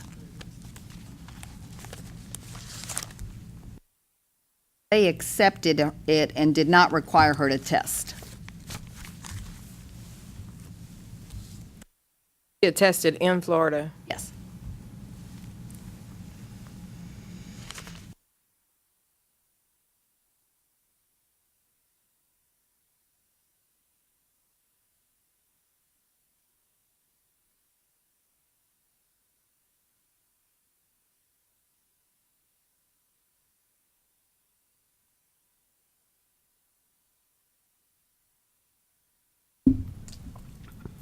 So she was originally licensed in '05.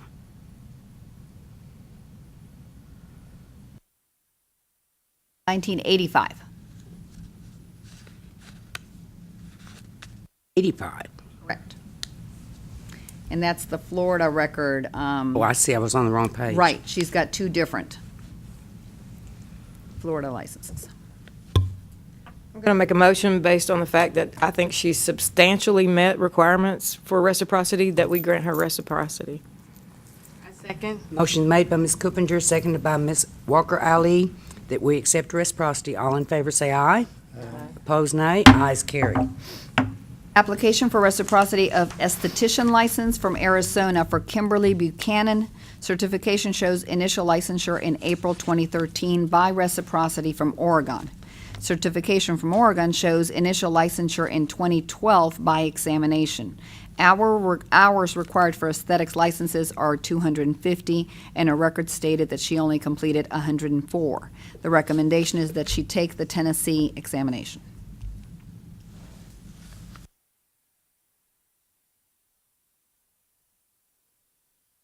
Second. Motion made by Mr. Herford, seconded by Ms. Smith, that she sit for the Tennessee exam. All in favor say aye. Aye. Opposed, nay. Ayes carried.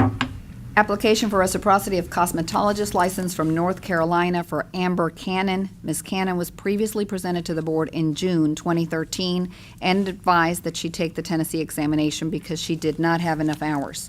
She has provided certification from North Carolina showing an active license since 2006 by examination. Additionally, she has submitted work history from 2005 through 2013, so she would have the work history experience as opposed to the hours.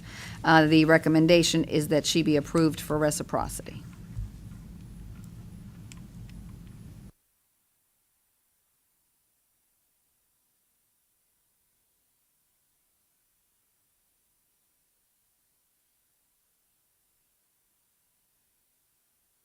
So the proof of her work history is on this letter. That's correct, from December 2013.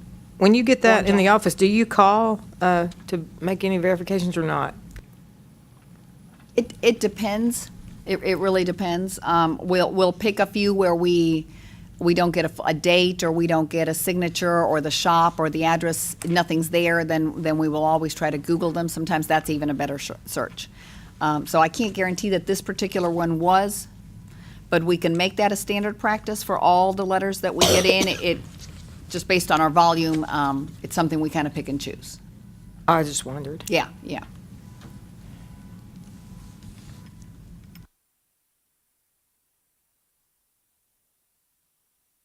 I mean, because we denied her once, and then she figured out what she needed to get approved, and Right. She So- had not submitted the experience at the time, correct. so she either decided that she would submit the, the information that we needed, or she created the information that we needed. I'm not saying, Right. I don't think it's legit. I don't know.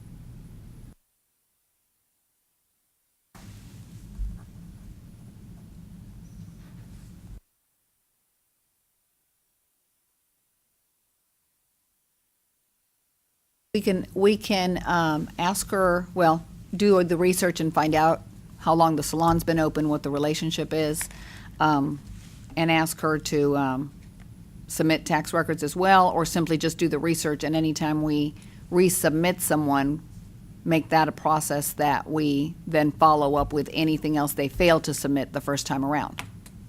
She first, from January '05 to 6/08, worked at one salon and then another salon. And it sounds like that she went with this manager, the supervisor, because it looks like that lady was the supervisor at the first salon, and then she's the owner-manager of the second salon. Am I understanding that correctly?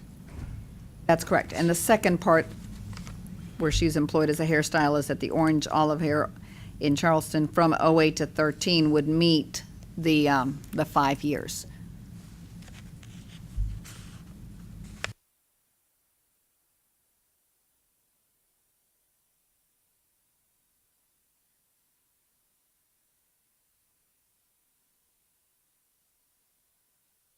On letterhead.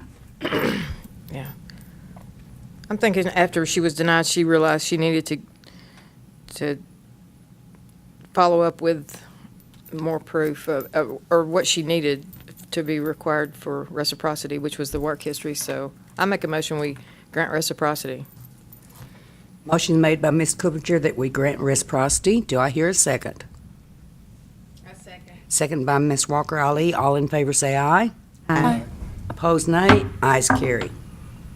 Application for reciprocity for Laura Cortez from Mexico. Ms. Cortez provided a full transcript of 1,800 hours in cosmetology completed between 1984 and 1986. Licensing regulations completed in Mexico are very different. My recommendation is that she take the Tennessee examination. Curriculum is there, but obviously there's no license. Make a motion, we go with the recommendation of her taking the Tennessee exam. Second. Motion made by Ms. Coopinger, seconded by Ms. Smith, that she sit for the Tennessee exam. All in favor say aye. Aye. Opposed, nay. Ayes carry. Application for reciprocity of manicures license for Triet Min Dao from California. Certification verifies licensure by examination and initial date of March 2012 with 400 hours. Recommendations that the applicant take the Tennessee examination. Motion made by Mr. Herford that she sit for the Tennessee exam. Do I hear a second? Second. Seconded by Ms. Murray. All in favor say aye. Aye. Opposed, nay. Ayes carry. Application for reciprocity of manicures license for Triet Min Dao from California. Certification verifies licensure by examination and initial date of March 2012 with 400 hours. Recommendations that the applicant take the Tennessee examination. Second. Seconded by Ms. Murray. All in favor say aye. Aye. Opposed, nay. Ayes carry. Application for reciprocity of aesthetics license from California for Lina Hong Lem. Certification shows initial licensure in February 2011 by examination with 600 hours. Ms. Lam has provided a transcript showing 750.25 completed hours in 2012 after she was licensed. California licensing requirements are a little bit different in regards to completing hours prior to licensing. The recommendation is that the applicant be approved for reciprocal license.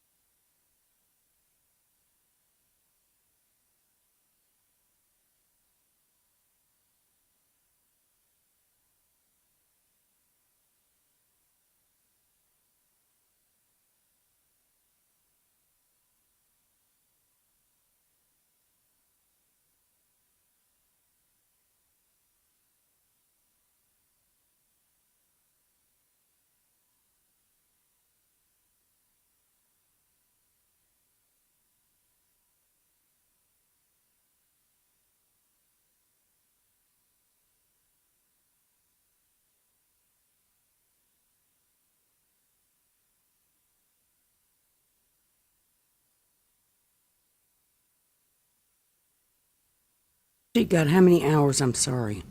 750.25, so it's exactly what we need for aesthetics. However, her transcript and finish date is after her license issued in California. They have an apprenticeship program as well. It works a little bit different.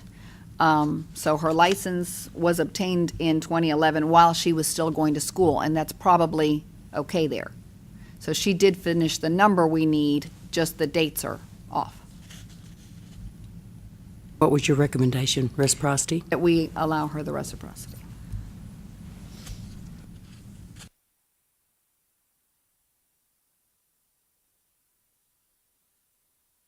Any discussion?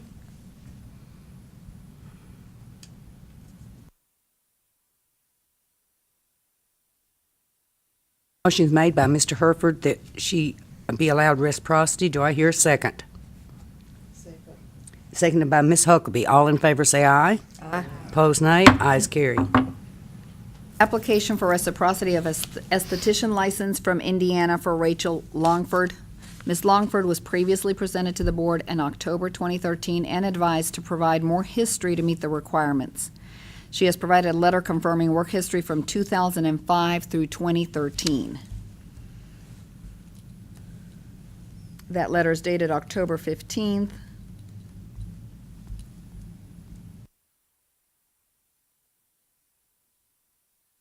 On page 241.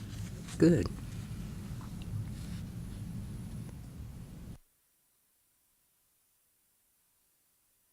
Recommendation is to approve her based on the work history. They even had a notary.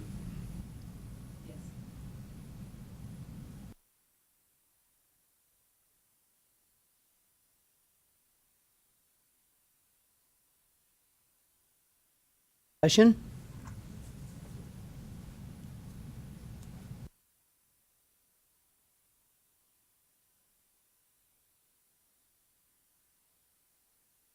I hear a motion, one way or the other. I make a motion, we accept reciprocity. Motion made by Ms. Cuppinger that we accept reciprocity. Do I hear a second? Seconded by Ms. Smith. All in favor say aye. Aye. Opposed, nay. Ayes carry. Application for reciprocity of manicures license from Florida for Kim K. Liu. Ms. Liu was previously presented to the board in August and in October of 2013 and advised both times to take the Tennessee examination. She's provided certification from Florida showing a nail specialist license issued in 2002 with 240 hours. The certification for the full specialist license is from 2012, showing 500 hours required. There is no work history and no tax records were provided. The recommendation is that the applicant take the Tennessee examination. Third try. Make a motion that she take the Tennessee exam as Second. recommended. Motion made by Ms. Coopinger, seconded by Ms. Smith, that she, as we said before, sit for the Tennessee exam. All in favor say aye. Aye. Opposed, nay. Ayes carry. Application for reciprocity of cosmetology license from Florida for Ilda Merrill. Certification verifies licensure by examination and initial date of 1994 with 1,174.5 hours. Ms. Merrill has provided 3 separate work history letters going back to 1995, and the latest dates from 2008 through 2010 are by a letter of reference. The recommendation is that the applicant be approved for reciprocal license. So she is short some in hours, but has a lot of years of experience, just not the most current 5. So what was your recommendation? That we accept her reciprocal license.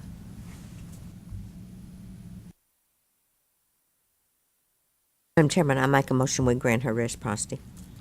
Motion made by Ms. Smith, we grant reciprocity. Second. Seconded by Ms. Coopinger. All in favor say aye. Aye. Opposed, nay. Ayes carried. Application for reciprocity of cosmetologist license from Massachusetts for Trey Lynn Miller. Certification verifies licensure by examination and initial date of May 2013 with 1,000 hours. Recommendations that the applicant take the Tennessee examination. Make a motion, we go with the recommendation of the applicant taking the Tennessee exam. Second. Who seconded? Motion made by Ms. Coopinger, seconded by Ms. Murray, that we do the recommendation and have her sit for the exam. All in favor say aye. Aye. Opposed, nay. Ayes carry. Application for reciprocity for Tam Hu Nguyen from Vietnam. Vocational training certificate shows breakdown and a total of 1,800 hours received in 2011. The recommendation is that the applicant take the Tennessee examination.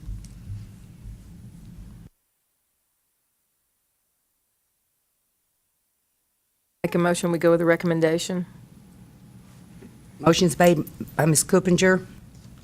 Do I hear a second? Second. Second by Mr. Hereford. And I forgot what the recommendation was. Take the Tennessee exam. All in favor say aye. Aye. Opposed, nay. Ayes carry. Application for reciprocity of cosmetologist license from Florida for Megan Pearson. Certification reflects 1,200 hours, licensure by examination, and initial license date of December 2013. The recommendation is that she take the examination for.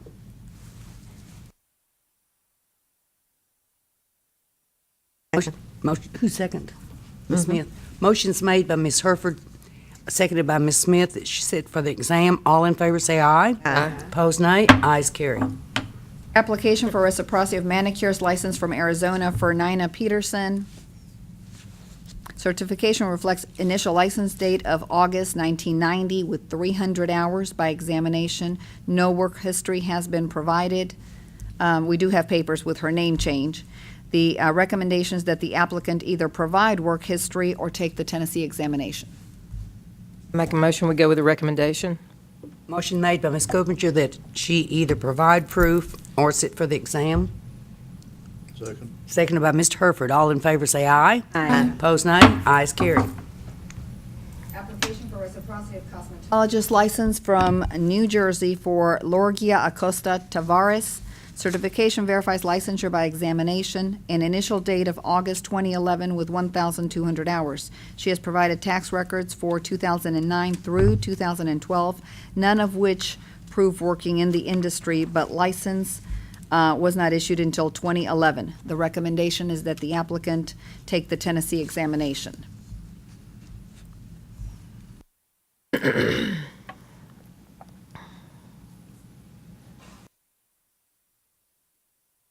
I make a motion that we go with the recommendation.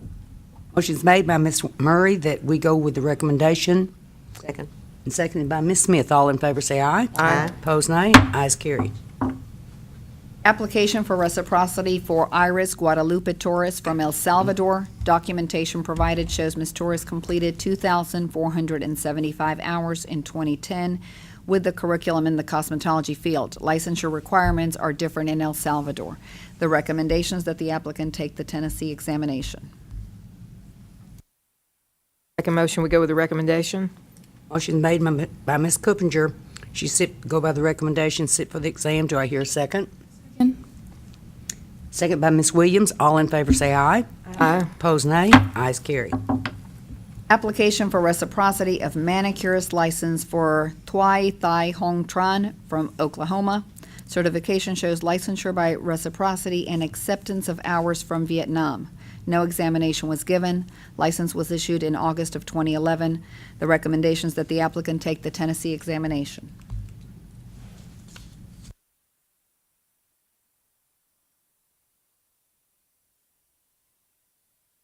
I move that he sit for the exam. Motion made by Ms. Huckabee that they sit for the exam. Do I hear a second? Second. Second by Ms. Murray. All in favor say aye. Aye. Opposed, nay. Ayes carry. Last but not least on the reciprocity, application for Ziani Sahir from France. Certification is provided from New York verifying Mr. Sahir was licensed by equivalent experience as a cosmetologist in 2007 with no examination. Certification of attendance states he received 840 hours between 1990 and 1992. Documentation provided shows work history from 2004 through 2009 as a stylist, and a separate letter states employment in New York from 2009 through 2013.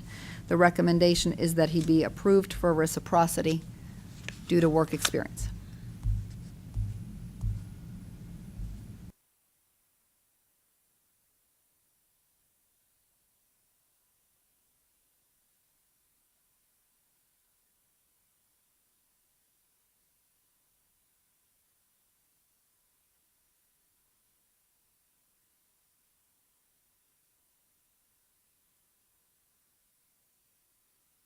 Madam Chairman, I make a motion, we grant him reciprocity. It's made by Ms. Smith that we grant reciprocity. Do I hear a second? Second by Ms. Huckabee. All in favor say aye. Aye. Opposed, nay. Ayes carry. I'm going to let Rob explain the plan for the legal part, since we're done. Okay, there's 53 pages on the legal report. What I'm going to do is ask for a recess and let y'all read these. Reconvene, and then if you have any questions on any particular one, we'll address that. So that's really my... When I said that. Is it something we said? I don't want to read it any more than you want to hear me read it, because there's far too many of them. And I checked with some other people and legal staff to see if there was any prohibition about not reading it, to get it into the record, and we'll just make it an exhibit into the minutes. So I think the easiest thing to do is just let y'all read them, and then we'll reconvene and talk about it. All right. We have adjourned for, till we get through reading. I've got adjourned to the ladies' room.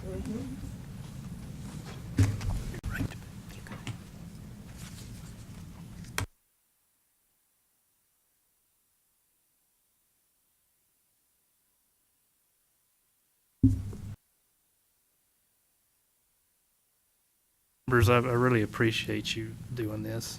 I'm hoping it makes it a little easier on all of us, but before we discuss the legal report, the Assistant Commissioner and Rachel are here to present an issue, and I'm going to let them go first so they can take care of that. Good afternoon. How are you all doing today? Great. We had an individual come to us late at the end of the week last week and have a question about her business, and we felt it was best it was presented to the board. Roxana and I had talked about it. It was actually something that Roxana and Rob knew about already, but we felt like it was best posed to the board. This individual is a licensed cosmetologist. She has a salon in Brentwood, and she has a new business plan. In her business plan, she is titling it as an event trailer.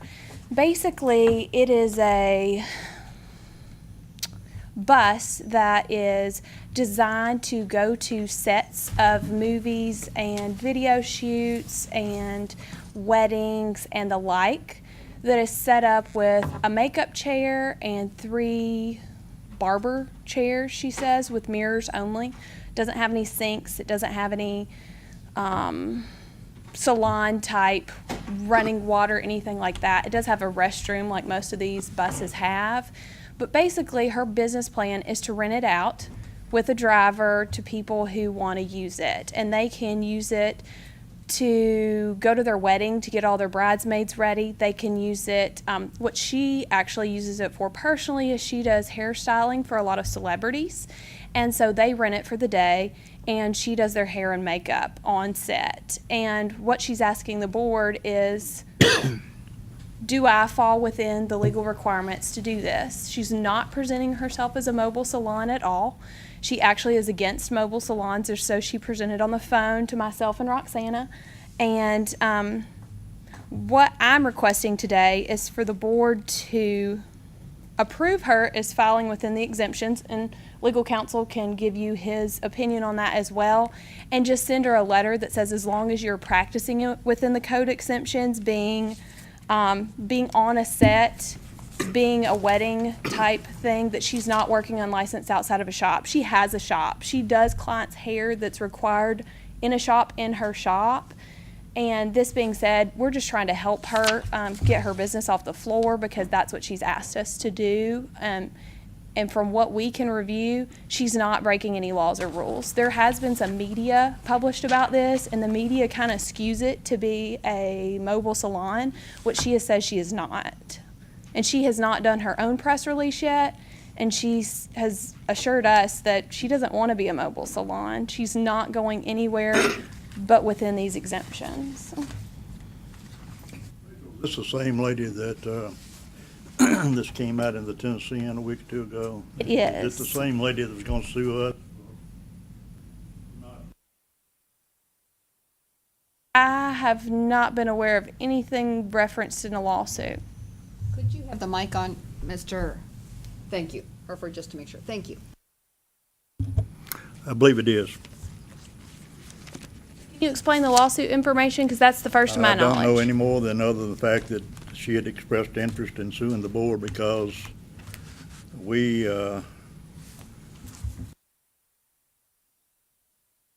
in some way had already turned her down because of the law. The law states that there can be no mobile home anywhere, and you would have to go somewhere and set up and have a business plan, and you would have to have permission from the state, city, and whomever to have your license. You'd have to have your trailer tied down like you would a mobile home. You'd have to go through everything in the world that you would a mobile home. And the idea of somebody rolling around the streets doing this kind of business in front of my salon or your salon doesn't sit well with me. I think you misinterpreted what she's going to be doing. No, I'm not, because after this is issued and we okay it, she'll go anywhere she wants to. Oh, you're not issuing her anything. There's no license being issued here. They're pretty much I'm a- sorry if I misinterpreted My understanding, you wanted that. us to prove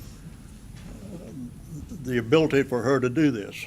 No, I'm sorry if I misstated that. My recommendation is that the board have legal counsel or Roxana, probably Roxana, issue a letter that this was presented to you all on this date, and from what is presented from her letter, actually, and I can pass this letter around if need be, we got it at the end of last week, that as long as she is acting as presented, then she is under the requirements of the code section 624125D Part F, and that is it. And if she changes her operations at all, then the board could take action against her for unlicensed activity. And if that's what the board wants to say, they can. And if the board wants to tell her they don't approve of this business being, she is taking these you could rent this bus, Mr. Hereford. If you wanted to rent this bus and go give your daughter or niece a wedding on the bus, all it comes with is a driver, and he's just driving the bus. I would make my daughter go to my salon. Well, she has a salon too. I understand. Through this conversation with Roxana and myself with her, she is not interested in mobile salons. She does not want a mobile salon because she says it will hurt her business and her salon because she's had a salon for 23 years. So I don't know who advised you of a lawsuit, I but just heard it by the department has not heard of a lawsuit. We have not heard any rumors of a lawsuit. She is actually holding off I understand it. She all said business. she threatened the state or the board if this did not go through. Well, I'm not sure how to respond to that, Mr. Hereford, because none of us have heard anything like that. So it must have been through the telephone rumor game. I don't know how to address that any other way. Yes, ma'am. Can we hear Rob read the rule? I'd like to.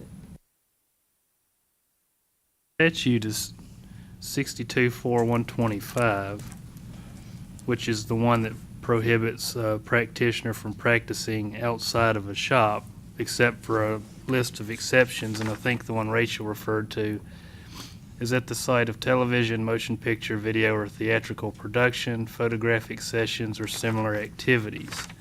So as long as this licensee is at one of something like that, then they fall within the exception for her. The As- request is she wants to rent it out to other people. Right.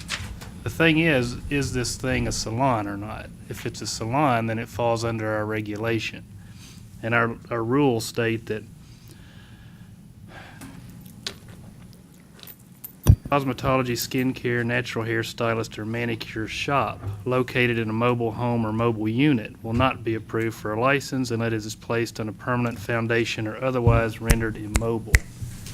The salient thing here, from what I can understand, is this thing is not, it's not a shop. It's not equipped as a shop. It's simply a bus that has some mirrors and lights in it where they can apply makeup and hair. Now, her exception, she can take this vehicle herself and go to the site of the theatrical production, and she's covered because she's at the site of the theatrical production. And of course, if it's not a salon, anybody else could use it too, because it's not a regulated. In other words, she could get a big enough drone, just put it anywhere she wanted to, right? I mean, our shops have to have a whole lot of, to be a licensed facility, it's got to have everything our rules require it to have.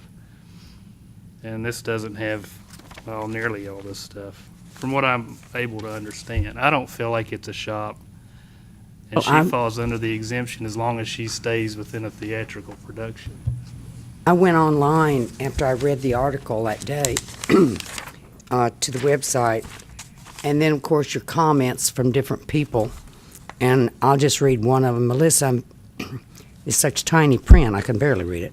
Melissa, I am so happy for you and applaud you for making your dream come true for your work and those who are facing health crisis or mobile issues. You will be absolutely swamped. So it's like she's going to help people that can't get out of their house, not just beauty people, according That to would be a Viva. violation. That's a comment by an individual, so I think it would be unfair to attribute that to the business owner involved. This business owner has asked the department, probably because of the amount of press that she's received about this vehicle, she has a very clear understanding of what the exemptions are. She's made that very clear to us, but because of the press that she's received, she certainly and because of inquiries, not by her but by others, about the bus to the program, she wants to be very clear about what she's doing and that she stays within the exemptions. If the board or the director issues a letter outline, all that Ms. Powers has asked is that the board, and this is at the request of the business owner, is that the board issue a letter acknowledging what's already in the law, which is certain exemptions which have been laid out here by Attorney Herndon. She would still be required to stay in compliance. If she was found to not be in compliance with the law, with the exemptions, she would then subject herself to discipline just as anyone, an unlicensed operator or a licensed operator who's operating outside the law. So I want to be very careful that we don't get the discussions about what she might or might not do. She has gone above and beyond to reach out to the department to stay in compliance. I think it would be a disservice for us to presume, based on her efforts to be in compliance, that her entire motive is to not comply. She's not in operation. She is withholding her business operations until she gets a letter from the board because she's so sensitive to the heightenedness of the issue. She has not started operations. She actually has advised us she scheduled a February 16th Best Buddies prom for her to do hair and makeup solely for charity. That being said, there's already a charity mobile bus in operation. I guess it came before us. Or did I misunderstand A year or so something? ago. I thought you were saying that she already had it, and now she's coming before us because she wants to rent it out. Yes, So she how has long has it. she had it? Not long. She has not started using it. She hasn't even done her own press release to start using it. The press that's come from it is what's brought it up, and that's why she's requesting this from the board. Some sort of, yes, ma'am. Did say we already have a mobile salon in It's operation? a charity bus in operation, yes, ma'am. It's a charity bus. How did that get approved? It's not under the board's regulation because everything that's done on it is solely for charity. Has anyone checked out this one that's we're speaking about now to see they do not have the shampoo bowls and everything? Has anyone checked that out? No, ma'am, because we believe right now, given what she's told us, that it would not fall under our authority. We don't go in and inspect to ensure that someone doesn't fall under our authority. That would be a negative. I guess what's confused me is I pulled up the article from the Tennessean online, and I mean, she is quoted, I'm assuming it's true, that she says, "We will work with cancer survivors and other women battling medical issues." I just keep thinking how amazing it would be to have a mobile salon, that's what she said, to go to women who couldn't come to us. And then somewhere else in this article, it's stated again, mobile salon. So I guess I was misled or confused, or I'm still confused about exactly what it is. If it falls in the guidelines, great. If it doesn't, then I mean we can't say we approve. I mean that it does. We can't say that. I mean I'm leaving this up to interpretation from a lawyer. I have to admit, when I first saw mobile salon, that attracted our attention. But apparently they're using it as a term of art. It's not a salon like we think of a salon. It's just basically a bus with chairs and mirrors in it. So everybody has to come with clean hair, right?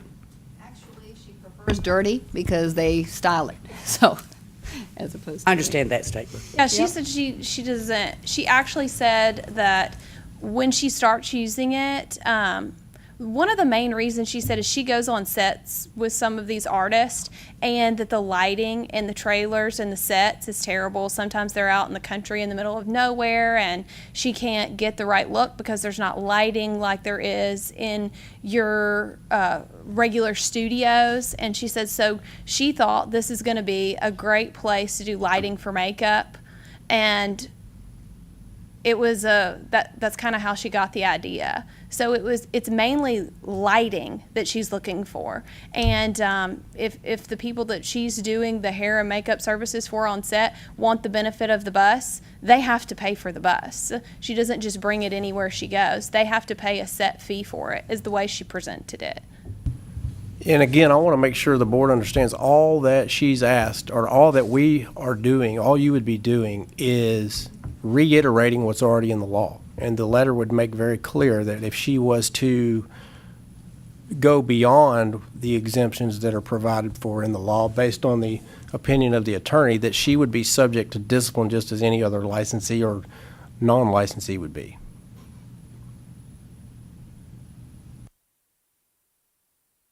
think she's smart to change her terminology from mobile salon to beauty bus, which she did in this letter. I have no problem with you reiterating what the law is to her, but I don't know what that's allowing her to do beyond what the law says she can do. We don't allow mobile shops. Are they cutting hair, or is she getting paid for the services? She gets paid for services of makeup and hairstyling only, and she's represented. She's always on these photo sets. She's always on set where they're doing the video shoot. It's always falling under this exemption. But she's going to be renting the bus out. Right. And if it's not her, going with a driver, then that's her business plan. So if the bus goes out and she's not present, then how do we know what's?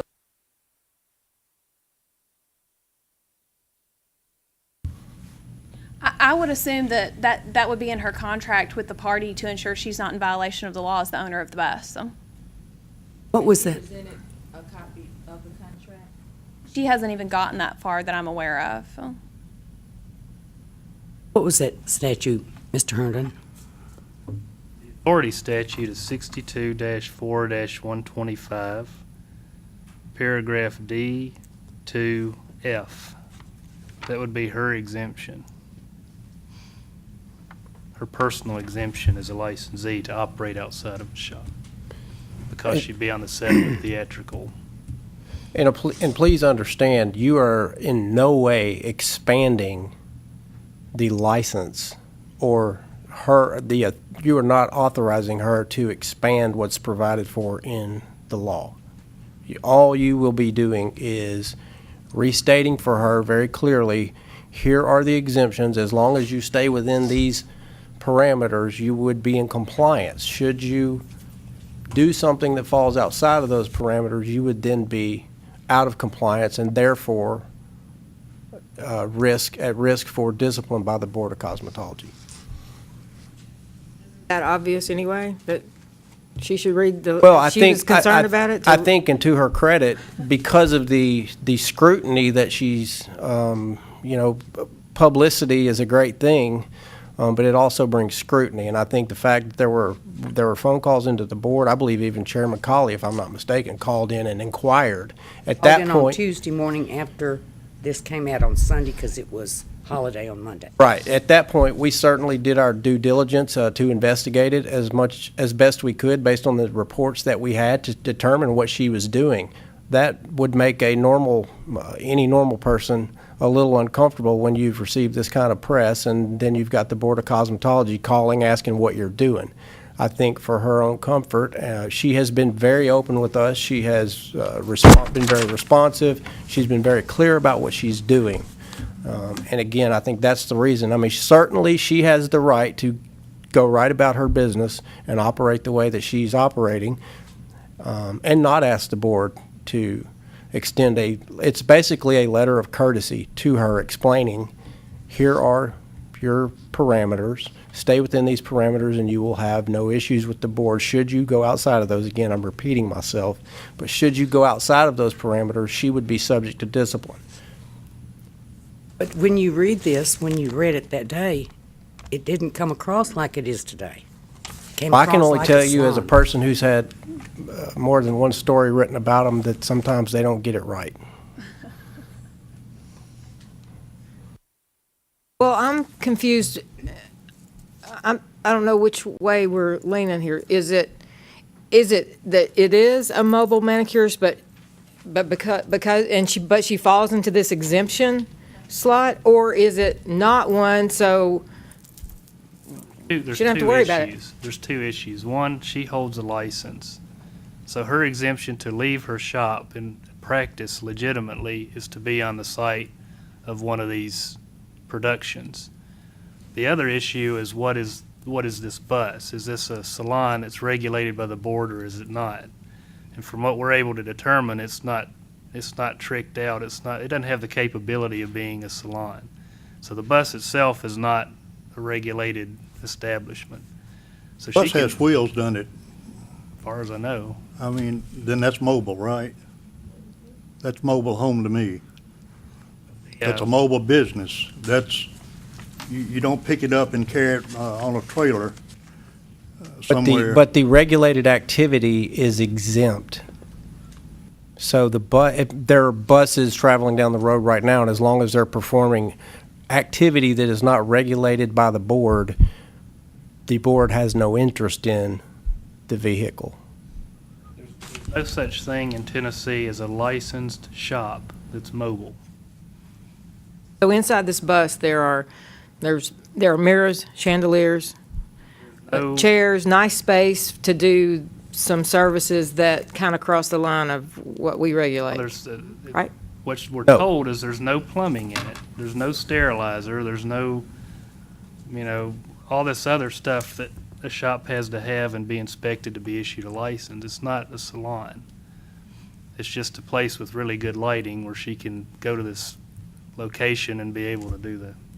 I personally can see when you're going to photo shoots, video shoots, where it is very difficult, to get the hair done and et cetera. But that doesn't mean anything other than that, as far as the board goes. In my opinion, if they want to go to this video or photo shoot, that's fine, because they do not quote color hair, cut hair, perm hair, any of that. They're just putting on makeup and doing hair. Now, that's done all the time. It just has never been done, quote, in her own bus. But that would be, if it goes any further than that, the board would be overseeing it. It's the way I look at it. Which is exactly what she's asking you to say. She's asking you to say, look, this can be done, except if you do anything other than this exemption, which is how it can be done, then we will regulate you. And that's exactly what she's asking for. It just came across different when it came out in the paper. Yeah, I think that Right. worked And- against her, the media. And she even said, the media writes what they want to write. I was glad that they wanted to know about what I was doing, but I didn't know that this is the way it was going to come out. And she said she hadn't done her own press release yet to announce her business because she wanted to get this letter first. She's adamantly called Roxana numerous times saying, I'm losing people who want to book for weddings, which I clearly feel like is in this exemption, because I'm not willing to make a decision until I get something from you all.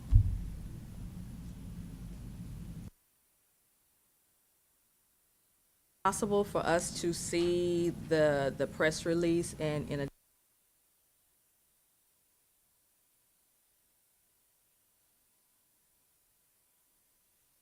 I'm sure legal counsel will tell you this, but I'm sure you could request that. I don't know that she has any obligation to provide that. Well, I do feel fairly certain, as a courtesy, though, she would do that for the board. I think to formally request it for some sort of approval would then get into the area that, in fact, the board believes that it somehow regulates this individual, which is actually what we're saying. No, you do not. You don't regulate the activity because it falls within the exemption in the state law. So, but I think as a courtesy, I suspect she would be more than happy to produce those for you. I just found the paragraph that got me completely. We work with career survivors and other women battling medical issues. I just kept thinking how amazing it would be to have a mobile salon to go to women who cannot come to us. And that's quoted by her. Can I speak to that? This is something else that she brought up when she discussed with us. Like, I brought up the Best Buddies prom. These are charitable services she's going to be giving. People aren't going to be paying her for these services. It's completely free when she says she does that, but she's still not doing anything, because I asked about that. I said, so you're going to be doing cancer survivor styling of their wigs. That sounds like it's cosmetology to me, and it would be regulated. And she said, well, at this point, we don't have anything set up yet formally, but we do everything charitable. She says she works with so many celebrities that there's a lot of charity that they like to push in this industry, and she won't be charging for any of those things. And I told her, you have to be clear that you're not taking tips, you're not taking any sort of payment whatsoever for anything that you do charitable if it, otherwise it's regulated. So will the leasing, will they be charging, or will their work be charitable? I don't think that she's holding it out that way. I think it's, you get this bus to do whatever you want to. If it's just a place to relax because their trailer on the set of their video shoot isn't as nice, she says, we've got really nice pillows, we've got really nice lighting, it's a comfortable place to be, where they get these reused over and over buses that aren't as comfortable. And that's going to be a seller too. That's a great point too. I want to, because if, and that kind of, I think is indicative of the bigger issue. If someone else was out, if someone leased this bus in question and took that bus to a site and performed work that is exempt, they would have no issue with the board. However, if that person, individual, took that bus to a site and then went there and performed processes that would not be exempt, the board would still have the opportunity and the obligation to discipline that person accordingly. So the lease itself, whoever's leasing the bus, is really, that's not an issue for the board. It's the activity that would be performed on the bus, whether or not it then would become a regulated activity. It would be no different than if we found somebody who was cutting hair in the back of a gas station. That would then be a person violating the law, and they would be subject to discipline by the board. Same would be with the bus. If someone takes that bus somewhere that does not fall within that exemption, as Attorney Herndon has outlined, they would be out of compliance and violating state law. All this letter is doing is, again, just restating for this person who has asked, who is a licensee of the board, and I think because of that she felt some obligation to gain at least an acknowledgement that we recognize what you are doing. As long as you stay within the law, you have no issues with this board. However, if you should get out of compliance, you would then be subject to discipline by the board. That's that simple. What's to keep her from going over there and setting this thing right in front of her competitor's shop and doing business? She has her own shop. She wouldn't need to do that. But that's not my question. If she is not performing services for a photo shoot, some of the other instances that are mentioned in the law, she would be in violation and out of compliance and then subject to discipline by the board. So she could just go down to bed and put it in front of my salon. If well, As fine as she can be. if they happen to be shooting a movie out front of your salon and she was there, she would be exempt. If So she's free to take my business away from me because she can mobile right down there and get in front of me. No, she has, it says at a site of television, motion Well, picture. the television is gonna be brought there, honey. That's, excuse me, I didn't mean to say honey, but you are, honey. That's all right. But, the television. is with gonna all be due brought respect, Mr. Herford, this is the law. The law says she is exempt. I think what we're trying to do is circumvent the law one way or the other here, because I don't see these people leasing this thing. I don't see them saying, oh, we don't want to get her in trouble, but we won't tell anybody we're cutting hair this weekend at this event on this river or somewhere. That's the way I feel about it. I'm not for it.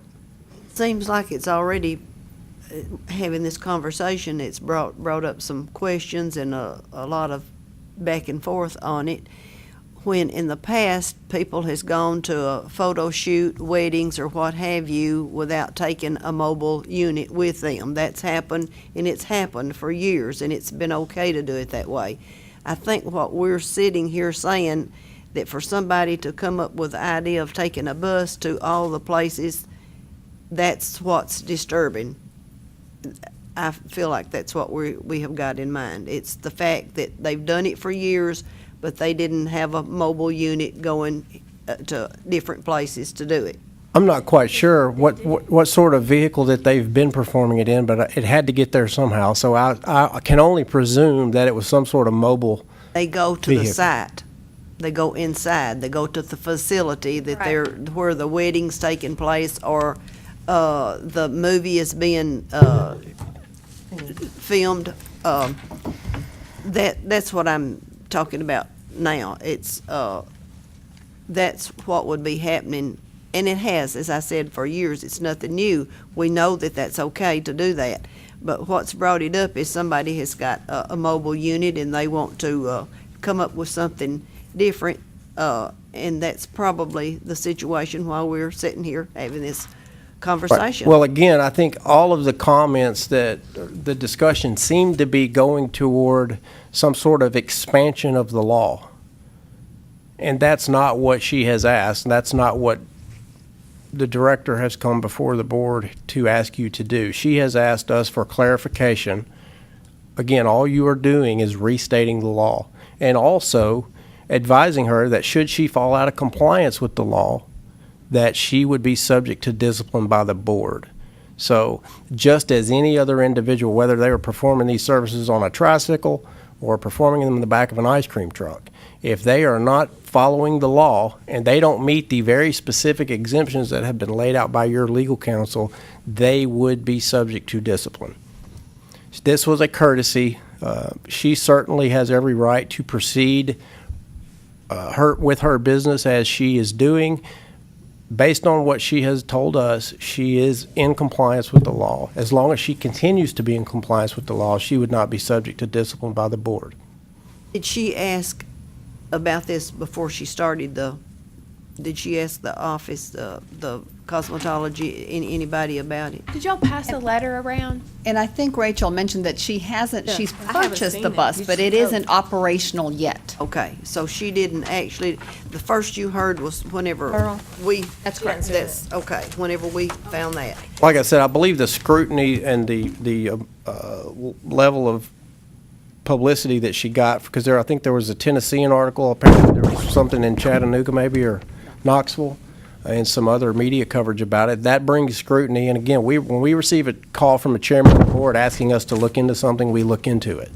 And we've looked into it, and based on what we've been told, she is in compliance. She would meet the exemptions as are laid out in state law.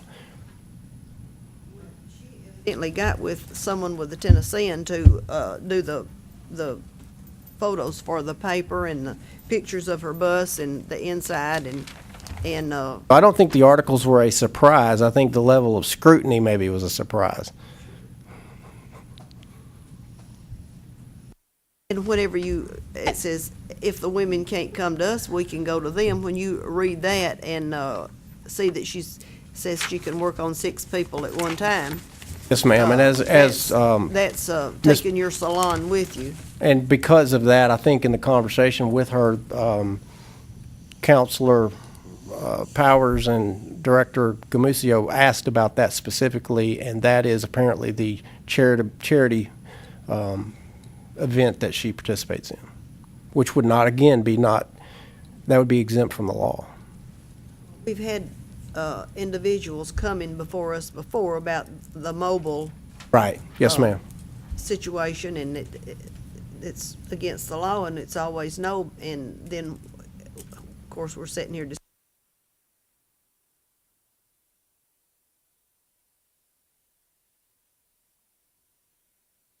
work whenever we've Well, again, the difference there is if it is for free, if she's not charging for the services, she is exempt from the law.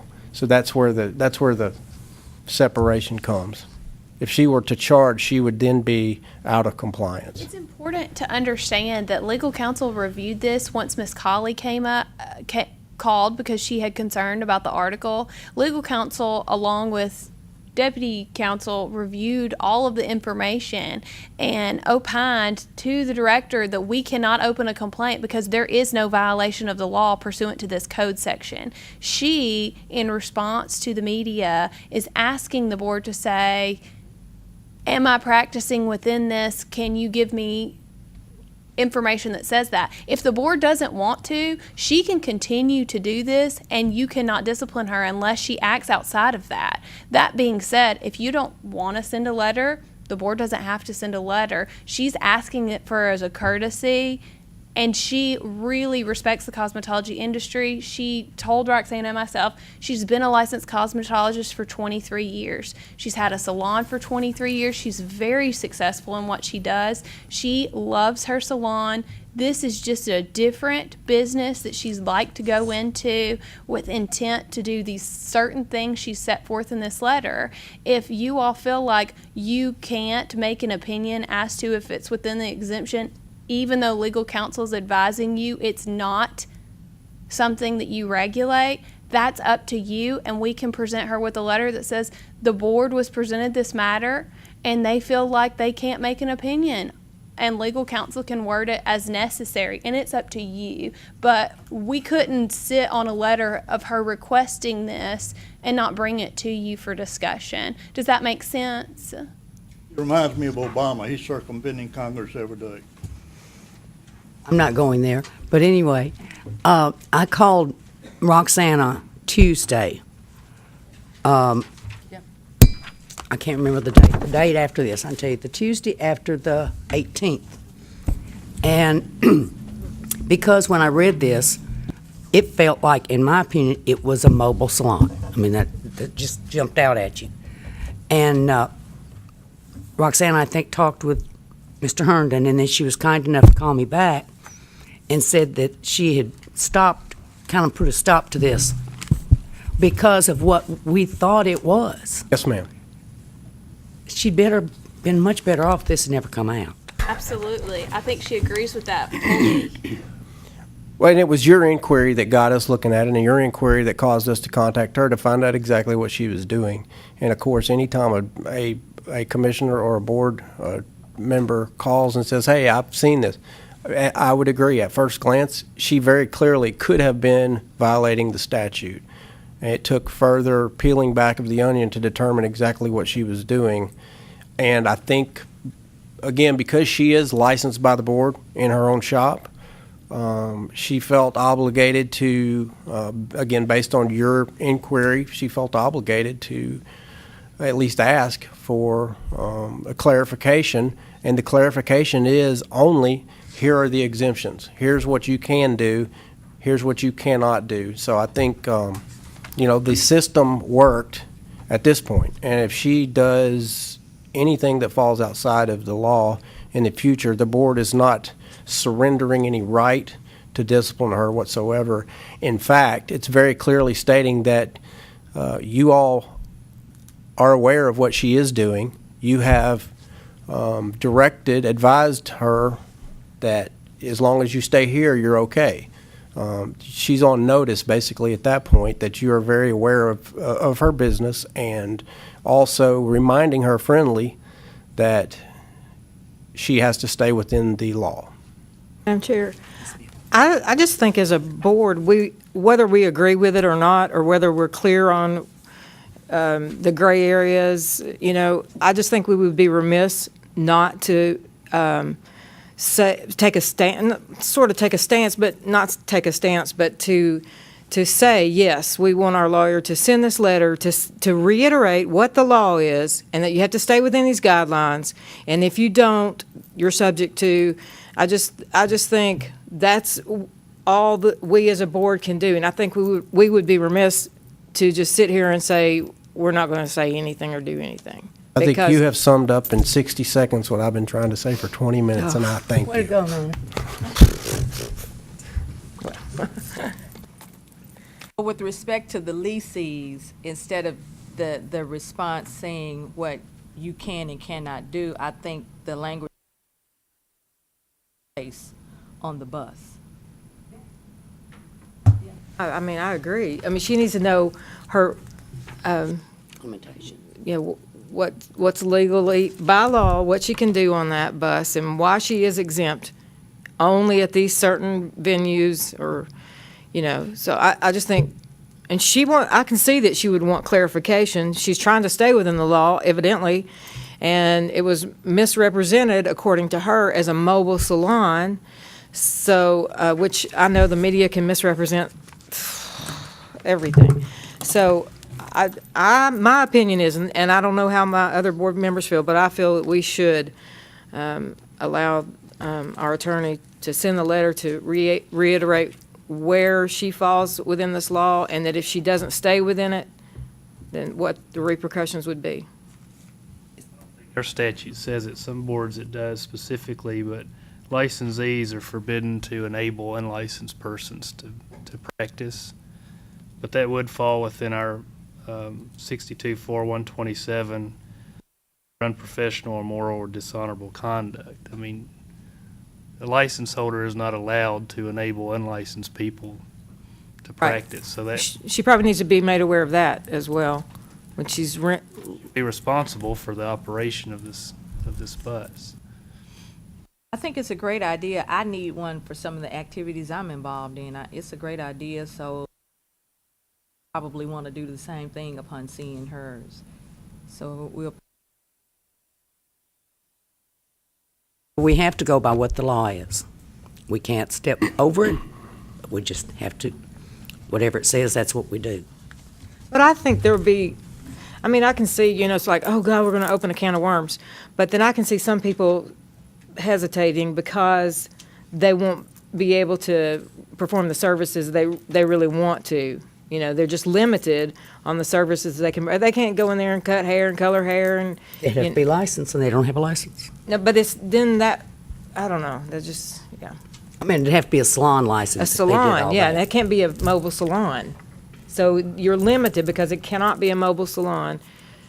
And so I think, I By love that. definition, a mobile salon would be violating the law. I think that's the key here, is this is not deemed a salon by definition in state law.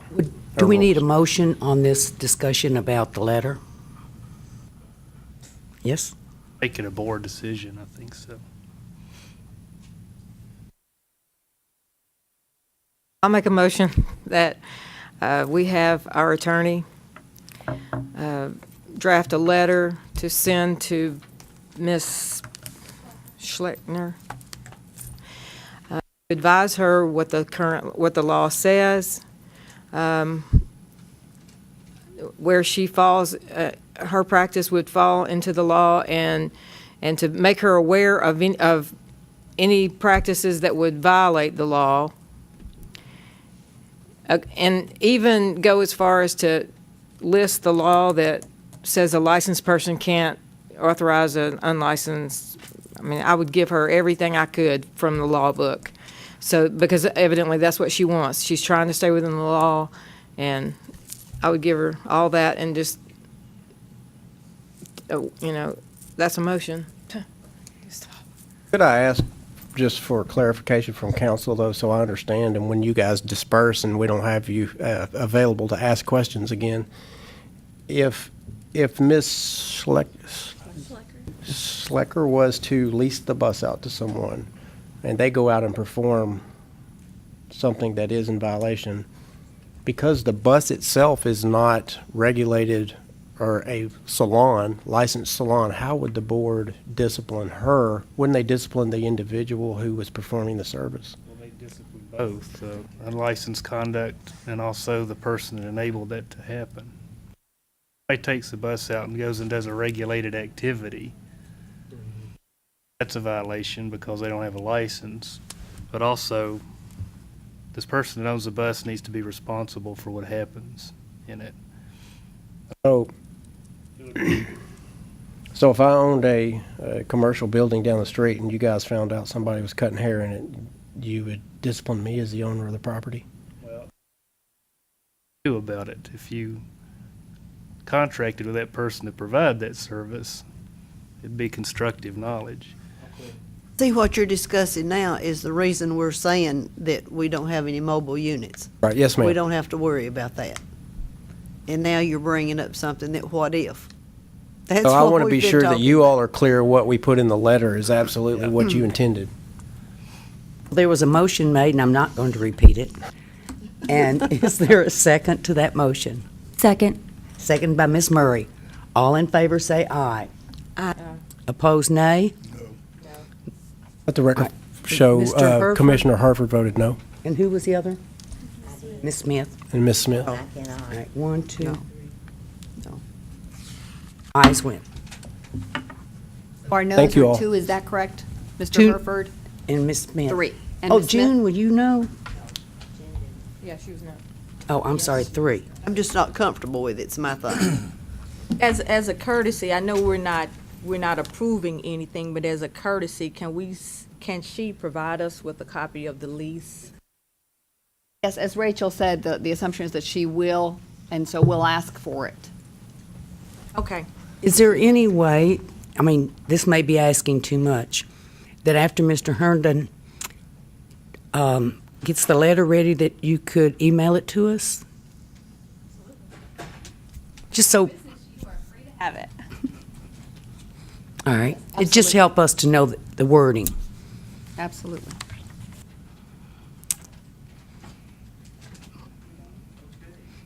In a Thank you. really good Thank you, mood. Rachel. Let's look at the legal report. Did y'all take some notes? I did. You didn't want to hear that, did you? Well, I kind of figured you would. Now it's on. It went to sleep. May I ask a question? On page 15 in the legal report, I have 3 or 4, and I'll make them as quick as possible. Holly, which page at the bottom I'm are you trying on? to get to 15. Or is it case 15? Okay, I'm trying to get to 15. thank you. Page 315. 315, okay. We'll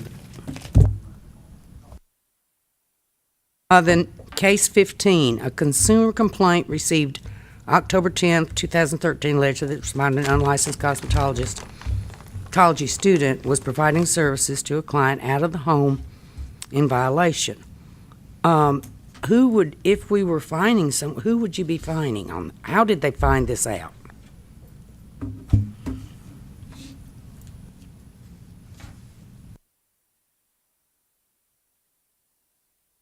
Consumer complaint. How did they find it out? I guess it would be the We person. don't know. Somebody saw them. Somebody turned them in.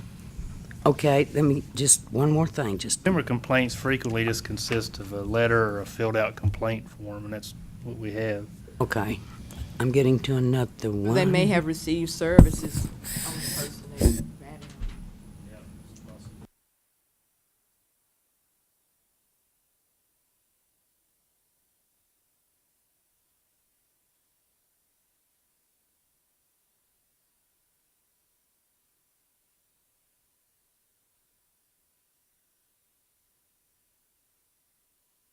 On, oops, good doing that.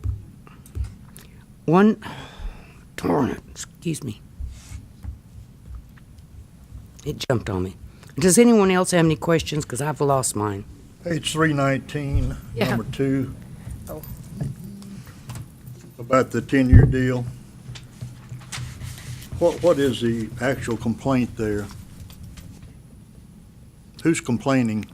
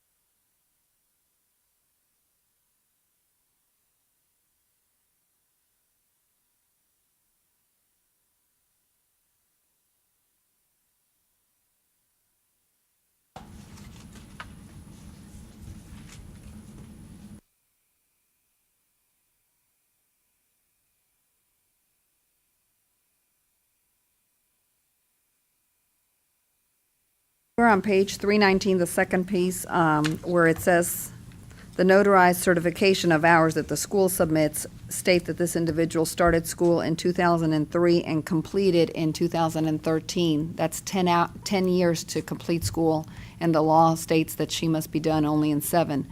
This is the case that we presented in December for the student who was asking for an allowance to get her license because it took her more than 7 years, but the school allowed her to go back and complete in the 10. And I mentioned at that time that we would be opening the complaint because the That's school because knows. the school did not, as I remember, charged her for the hours. Correct. Correct. And as you know, the complaints are meant to be anonymous, so it's a school actually allowing them to finish in more than the 7 years when they should have known. Yeah, Sounded familiar, I just want to hear. right. Oh, we're going to discuss that with the school further, as I remember too.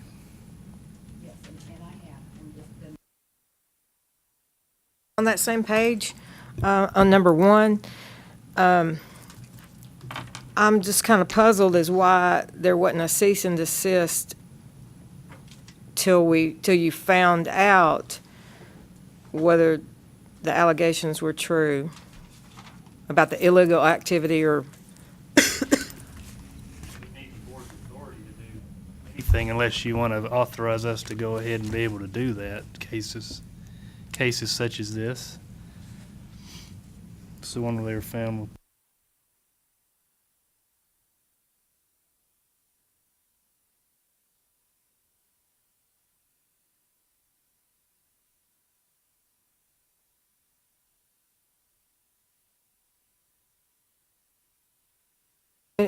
to me, that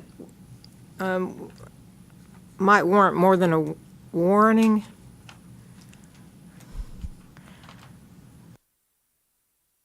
That's why it's the option to reopen the matter. If it turns out that they get convicted of God knows what, we can go back to the complaint. Okay. This is just so we'll have something on record that we've entertained the complaint.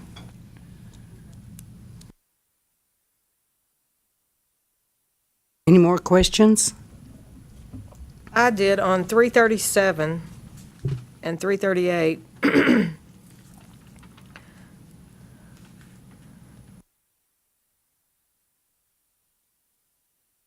These were all similar. And I think they were all similar in that an unlicensed individual was wearing a coat and license number of another individual.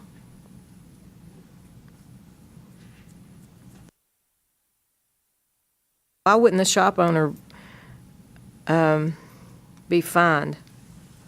Responsible for the shop.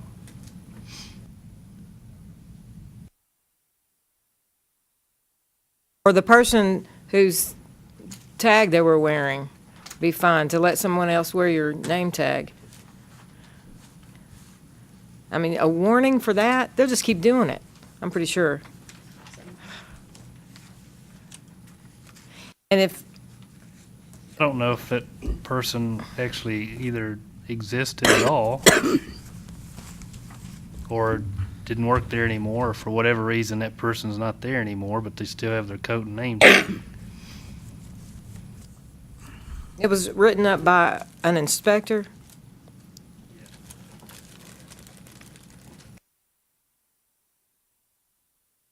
Pretty much all we know, because that's what they give us, is the notice of violation. but how would they have known that this person, like number 32, the respondent, an unlicensed individual, had on a shirt with license number that belongs to someone else in a licensed cosmetology shop? So, And that's a consumer, isn't it? no, it's an inspector. Oh, okay. I'm going to, without going to the bottom of the stack here, complaint number 30 is against an establishment. 31, 32, 33 are against individuals. Or at least 31 and 32. So one complaint is against the actual shop. Other complaints are against the person. But it's the same.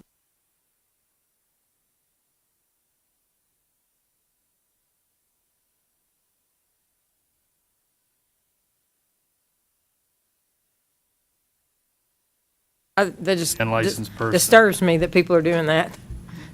I mean, I'd hate to have a doctor come to take my gallbladder out wearing, or somebody wearing my doctor's name tag, and he's really a, bus driver. You think pictures will ever be added to the name tags? I think that would be a great idea. And there is a board that does that. The cost for the photograph is passed on to the licensee. They have to submit it with the application. It could definitely be something we talk about and look at. There's just a lot of our licensees, so currently they don't. What the inspectors do when they walk into the shop, which is probably what happened with this one, is the shop owner is going to get cited because illegal activity is being conducted, and that'll stay in the history. The manager is also going to receive a citation because, and sometimes it's the same person, but sometimes not. They're responsible for what happens at the shop. And then the licensees, and many times unlicensees. And the inspector asks for proof of identification, so that driver's license or something with a picture has to match what you have. In the very near future, when we upgrade our system, the photographs that we receive from PSI, if they came in through testing or reciprocity, you see on the reciprocity applications, they're scanned in, you can barely see the photograph. They're going to be coming in electronically. We will actually have that photo. So in the hopefully next year, even if we don't go to them sending us the picture for their license on the wall, we'll at least have a better option, which is that original picture from when you got your license, and have something at least to go back on. Right now, we really don't.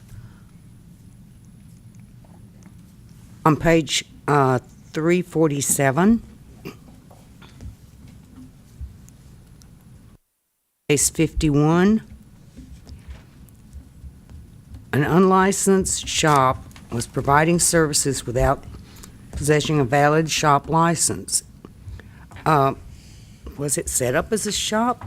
I guess you can't find anybody that's not licensed. Case 51, is that Yes. correct? Thank you.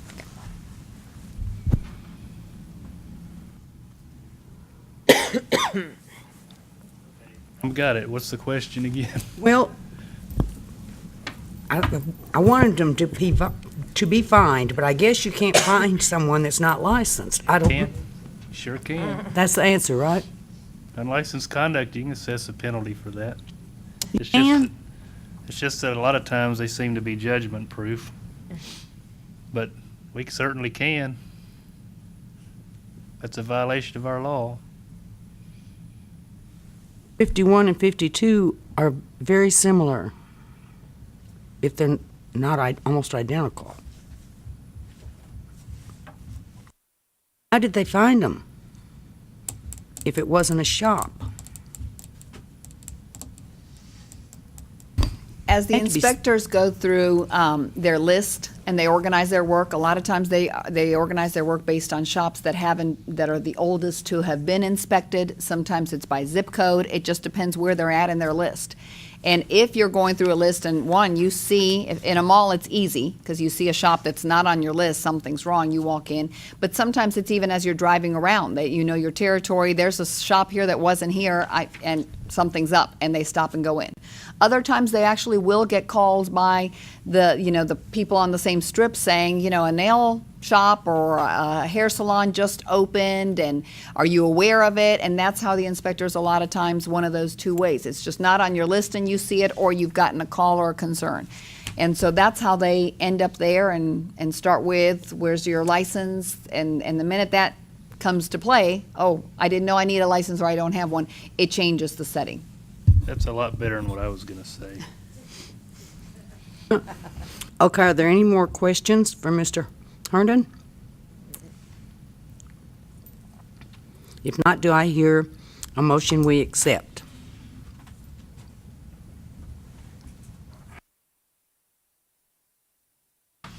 Make a motion, we accept. Motion made by Ms. Coppinger that we accept the attorney's report. Do I hear a second? Second by Ms. Huckabee. All in favor say aye. Aye. Opposed, nay. Ayes carried. Consent Did orders. that work better for y'all?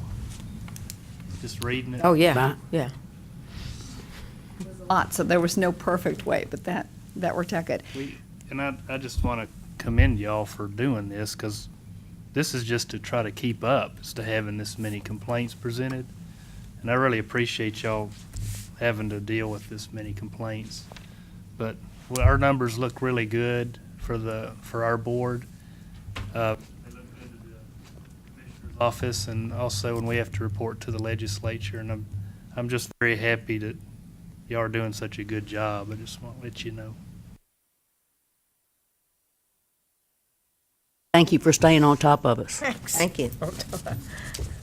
Okay, after the complaints on page 354 is our consent orders for the month of January. They totaled $12,000.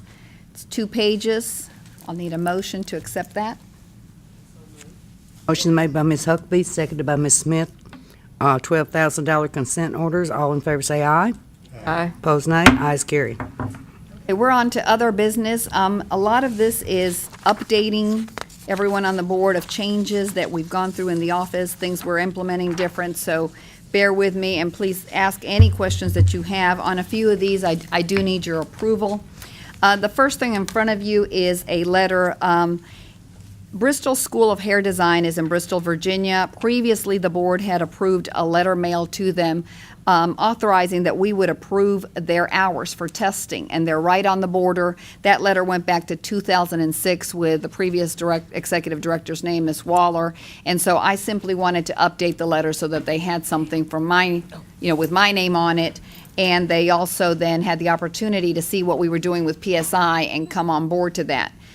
So this is just really a revised letter from 2006, but because they're in the border and a lot of their students do their hours there but want to get a license here, we simply accept their completions, if you will, from their school in our state, and then they just come on in. And I think we've done that as a courtesy for years. So that's the letter on page 357 that I've sent her. PSI has it. They too, just like all our Tennessee schools, are doing the online process, and it's gone real smooth for them.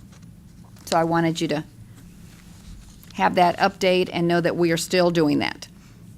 Along those lines, I have a sample of a verification for school hours, and once I thought this process through, again, I just wanted to update so that you all know that this is something that's always been done and is still being done. We allowing students to test in Tennessee. Certification of hours from other state boards are sent to the board office by individuals who wish to test here. So these are individuals that don't have a license somewhere else but have completed hours. So previous and current processes allow that information to come into the office. We verify from, again, be it Georgia, Kentucky sends a lot, California. There's 5 or 6 schools that are states that mostly do this. And once we receive directly from the state certification of those hours, we in the board approve them to go directly to PSI for testing.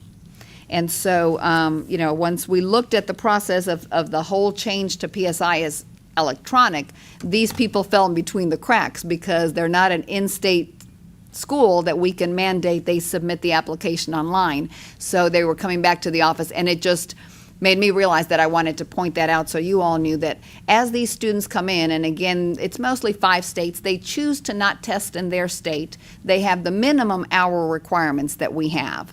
So we actually submit them to PSI for testing. And that's kind of how they come in.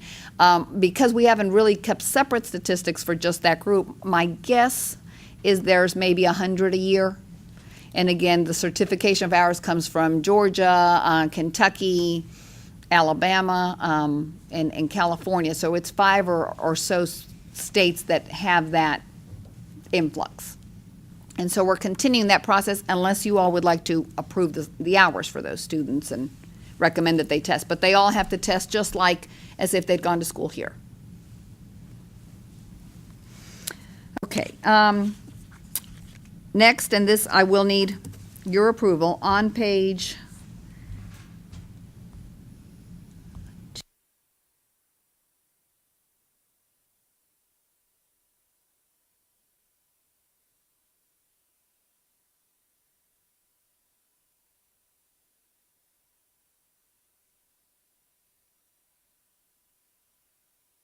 I have a cheating on the state board exam. Provided for your review and for your decision is an incident reported by PSI regarding an individual who was caught Yeah, it just went berserk.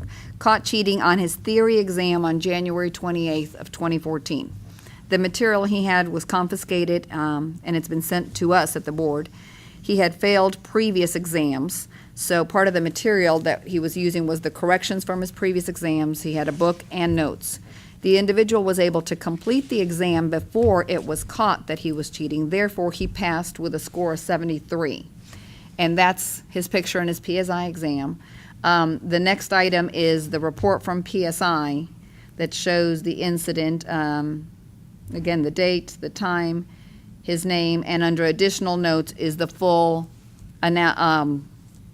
incident report that PSI took. He passed with a 73. PSI has flagged his file, so even though the passing score is there and they can't pull that back, it is flagged so that he will not take the practical. And they're waiting for a decision from us, obviously. Based on this, we looked at files and we found a 2010 case where the recommendation, that the board made a recommendation, and I'm making the same recommendation that was carried out in 2010, and you can change it in any way you like, but at that point, the decision was that the individual had to appear before the board to ask permission to retest, first of all. Then they could not do so for a full year. So due to cheating and being caught on the exam, they had to wait a full year, appear before the board and request a retest, and then also, of course, meet all the requirements, make sure that all the hours were there and so forth. So that's what was done in 2010, and my recommendation would be that we do it the same way. We can avoid the score. PSI, Rob's question is how can we void the score? PSI says that once the exam itself goes in, is passed, the score kind of sits there. They can flag it similar to some things we do. So that's going to be, my advice is that they flag it or count it somehow null and void, show that the score was there. But the reason for the voiding, wait for the year if that's what's approved, and then open up the student to be able to test again after it comes before the board. Board allowed this, he would still have to take both tests again? If the board allowed it, he could immediately take the tests again. Practical and the, He, in theory, passed the practical, but they've got enough reason to pull it or do something, whether they call it flagging. Right. Make a really good score by cheating, did he? Well, and you know, some of it might have been a language issue. Okay. So yeah, the tests are always different, so. Is a good reason, when you look at it that way, to take an exam when there's a question about something, to go ahead and take the exam.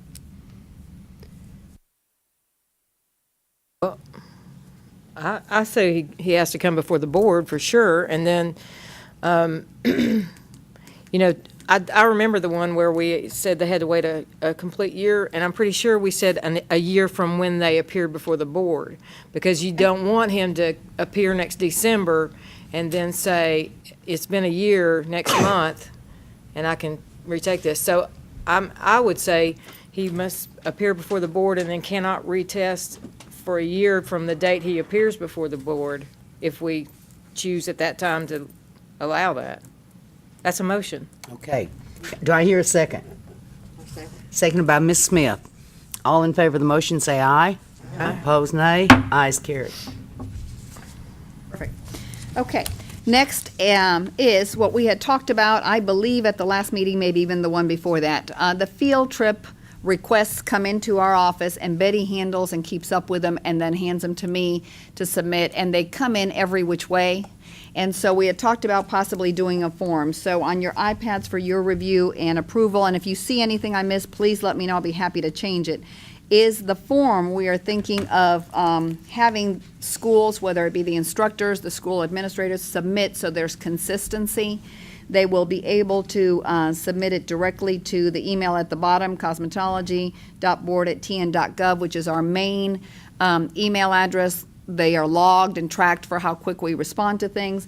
But basically, this is going to be a PDF fillable form. And following this, I'll show you several others that I've done and kind of what we're pushing toward. It would be available online, so the instructor could pull up the form, type it in so we can read it.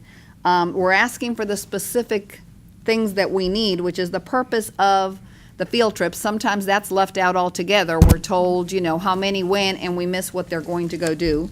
Name of the school, address, phone number, participants, teacher and facilitator involved, and then the date and time for the trip. If they are running late on this request, I've kind of added a section, just because I know we would like to always get the field trip request 60 days in advance. Some of the schools didn't even know that there was that timeline. And so I think by seeing this, obviously, there's always reasons why that time is missed. And if it's a great opportunity, a charitable event that they've been asked to participate, I encourage them to still send us the request. But on occasion, it could have gotten to us sooner maybe, and this will always let them remember that we need it as soon as possible so that the board can vote on it.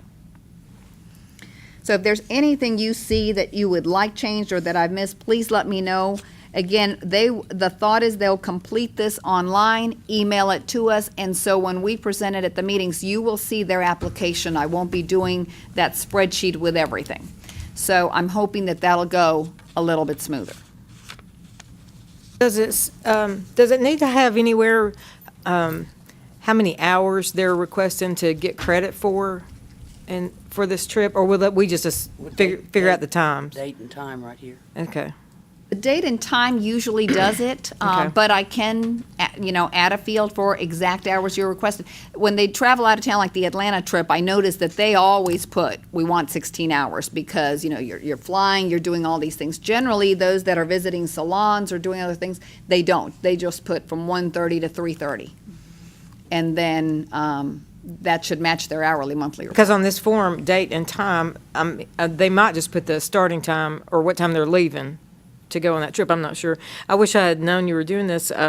We always filled out, field trip request forms for school. Yes. And there's questions on there about how does it relate to education and and the purpose. I can't remember exactly how it was worded. I would have looked at it, but I think definitely the form is good. But I like your comment as changing that date and time to be number of hours requested, approved by the board, something along those lines. Right, because we could approve a field trip, and it would look like it's like a 2-hour field trip, and they could get 8 hours credit for it or something. Right. Let me add to that.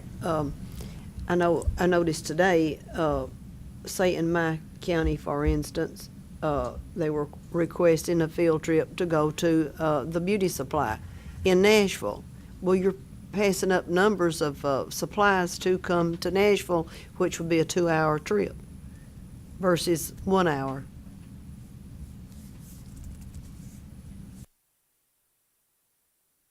I agree, and it's hard with the teachers to play back and forth with emails and interrogating what they're wanting to do with the students. We rarely get in the middle of that unless they really didn't give us any information. Then we just present it in front of you. So my hope is if the form has at least everything we really want, that it'll be at least a little bit clearer. I definitely will change the date and time of field trip for the number of hours requested of the board for approval, and then the date that those hours will take place, because having that date helps us when the hourly reports come in. Right. I think that's good to know how many hours they're asking for.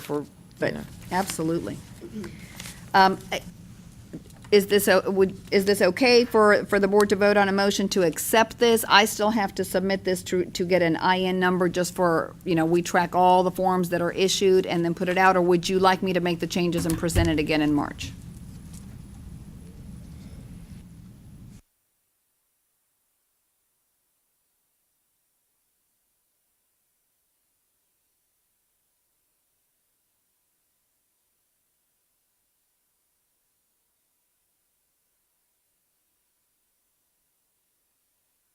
I'm okay with it as it is, with that change of how many hours are you requesting. I've always wondered that when they've asked for.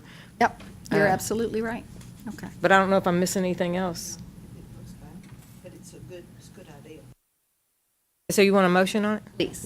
Would anybody like to have a motion? I'll make a motion. Okay, motion made by Mr. Hereford that we accept this field trip request form. Is there a second? Second. Second by Ms. Murray. All in favor? Aye. Aye. Aye. All opposed? Nobody's opposed. Yay, she's coming back. I can't do this left-handed. Brain. The next section. This is information, again, about forms and updates. I'm going to go, I know you're tired and hungry. We're going to go quickly. The first form I wanted you to look at is our renewals. Many of the forms currently are mailed or scanned in for individuals to, in this case, renew their license. And again, I've changed this form just slightly. The form online is this landscape portrait? This is portrait. It's the opposite way, but more importantly, it's been scanned, so it looks really dirty and fussy. But we're asking for the same things. This is if a licensee has lost the renewal form that's been mailed to them. They can go online and print this, and sometimes it comes back in pretty harder shape to read. They would fill this out online, print it, and mail it with a check. So there's no drastic change to this form. I just wanted you to see it because, again, it'll be fillable. They'll be able to type it, print it, mail it in. And that would be the renewal for licensees as well as shops. And again, it's just an improvement to the way the forms look online right now for both of those. The next thing, and we're getting closer to ending, that I do want you to take a good look at, especially those of you that have shops. You've all gone into them for various reasons. As of January 2nd, 2 of our field inspectors were trained and have started using iPads to complete their inspections. Melissa and Francisco no longer have the thick pads with 3-part copies. When they go into a shop, they have an iPad. They have this form that you're looking at that looks a lot crisper and cleaner.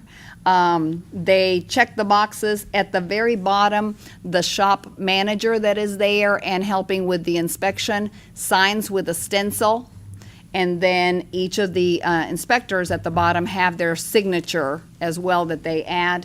There's certain fields that are mandatory, so they can't forget them. For example, that the score at the upper right-hand corner has to be filled in. And obviously, if it is out of business, it asks for a code. So there's some automation, minor automation on the form that forces them to enter the right information. And so we're really happy with this. What it does for the shop owner is they will have this immediately as opposed to the 3-part sheet that they've been getting. I think the yellow is what the shop owners get to post. That's a little bit, again, not quite as clear. So the inspector will email it to the shop owner, and we're encouraging that to expedite the process, in which case, of course, the shop owner would print it and put it up, and it's signed. It looks exactly like this one that you're looking at. Or they can, if they choose to not give us email and don't want to print their own, then the inspectors send the information to the office, and we print them and we mail it out to them. But the second plus to this form being fillable, if you will, and this PDF electronic format is it goes straight into our document management system. We don't, in essence, have to print it and scan it back in. So it means that it's going to look this nice 15 years down the road when someone opens it up. So we're starting to use technology that way. And I've don't have the schedule date, but our other 8 inspectors will be coming in to receive their iPads, and hopefully by end of March, sometime in April, they will train on how to use it. That's how they'll conduct all of their inspections. And as with inspections, when you hand them a grade for a inspection itself, if something goes wrong, the notice of violation, which is the next sheet, is also on their iPads. So they would actually issue a violation with this PDF document instead of the tablets that they carry around with the 3-part copies. There's a lot of pluses to the notice of violation. Something else with the iPad that's wonderful is it's a camera, and it's a big built-in camera as you walk in. So if you need a reason to take a picture, you don't have to pull out your cell phone, and I mean it's ready to go. So our complaints, our hope is we'll start improving in quality of backup documentations, which Rob is thrilled about. The notice of violation is easier to read by it being fillable. It has spell check, which is great, not to say that you're going to follow it necessarily, but it has some of those features. And again, it does force them to put in the license number. If there isn't one, you'd have to put Y, or illegal activity and so forth. So those 2 forms are up and ready and running, and the 2 inspectors that are using this are doing a great job. They transitioned very quickly. The office now is running both worlds, paper and 2 with technology, if you will. But They've loved it. And so they're coming to train their peers, if you will, and kind of walk them through some of the learning curve. But, I mean, they've been up and running in no time. All of the investigators within investigation, they've been using iPads since November to complete their investigations. And in some case, they will go into one of our shops for an investigative reason, but they'll fill out the inspection while they're there because it's part of their supporting document. So they've got our forms as well.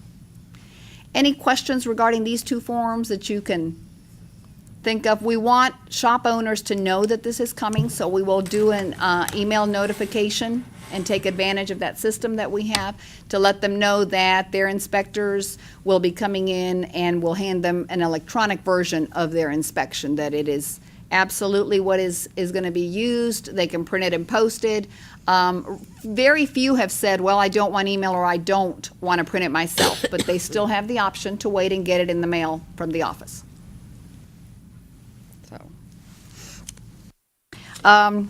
The inspector position in Chattanooga has been filled. Actually, today, February the 3rd, Tim Commerce will be all on his own. He has Hamilton, Bledson, and Sequashi. Right. What's his name? His name is Tim Commerce. He is actually an investigator and inspector. It's a little bit different route we're taking. He is going to be doing those 3 counties and not just our board, but also motor vehicle inspections. So What field is he in?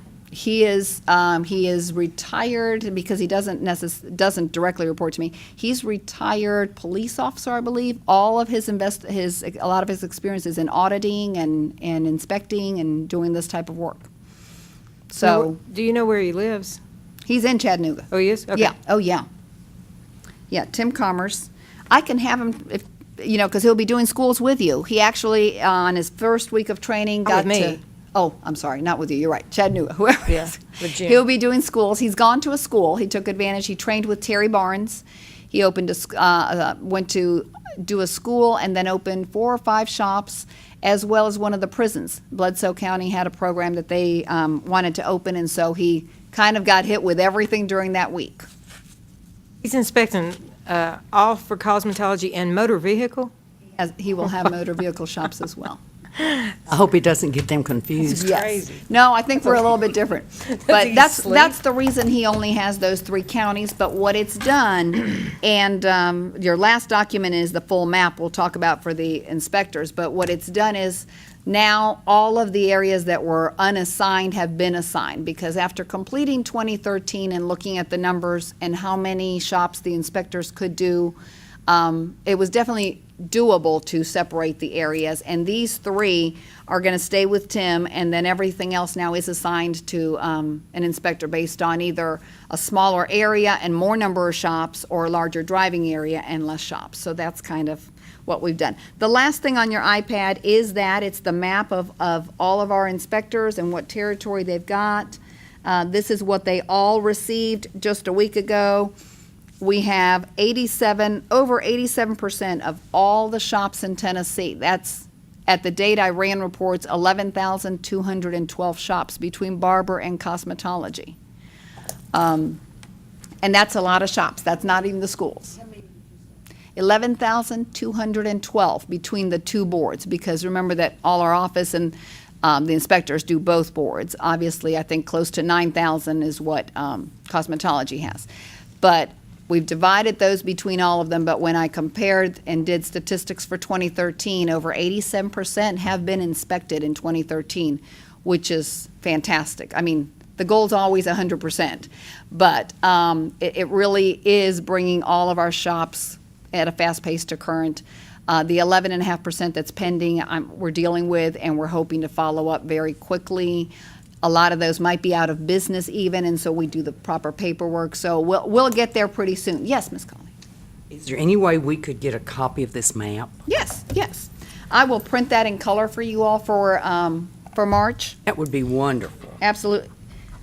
It's my visual whenever I'm thinking of something, and Betty assigns the shops as new shops open, and so it really does help. Now knowing that all our areas are covered, I really wanted you all to know that as well. That the color helps a lot. Yes, it does. And of this date, how many schools do we have now? In cosmetology, we have 84 84. that we license, yes. And again, it we'll play a bit of a juggle game unless we've got somebody on the east side, but we can, we'll definitely continue talking about that. And the inspectors have the schools in their area, so if they're in that county, some have more schools than others, obviously. That's just one of those things. Have any idea how many of those schools are accredited by NACLS and maybe other? I don't off the top of my head, because that's something, at least at this point, that, they do after they've gotten licensed with us and look at. The last item I did want to talk to you about, two pieces. One's informative and it's real quick, but PSI, as you know, now has everything being done online through their submission process. It was effective January 2nd. It has been very smooth, positive feedback from instructors and schools. And as a result of that, individuals are being licensed and working much faster. This is one of the things that has prompted us to reevaluate our processes, our forms, and so in March, I will have probably 2 or 3 more forms for you to approve that I'm condensing, so when someone gets reinstated or has to apply in a paper way because they went to school so long ago, no school is going to do it for them, then we'll have a form for you that we can have them fill out. So that's the PSI. And the last piece is just to let you know that I will be attending the expertise seminar in February on the 15th, that Sunday, to kind of open it up as well as I've done in the others, and inform them of changes, bills, that kind of thing. That's all that I have, Madam Chair. Well, it's tradition. Wait, Oh, you got more? I know I shouldn't, but I've got this one question. Maybe I could Thought you just had a call crick in you. your back. No, maybe I should just call you, Rob, but I can't understand what this Tennessee Real Estate Broker License Act of 1973, how would that change what we do? That's one of the bills that's out there, and so I've copied it off, read it, and still don't know what it says. Have it? I've got it right here. What's the statute number? It's Title 62, Chapter 13.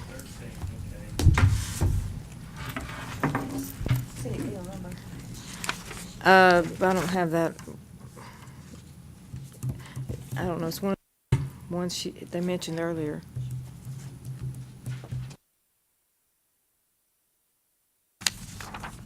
And it's legislation, it's not probably gonna, it's probably gonna be a slow-moving thing. You might can just call me. That's the one where they strongly encourage, right?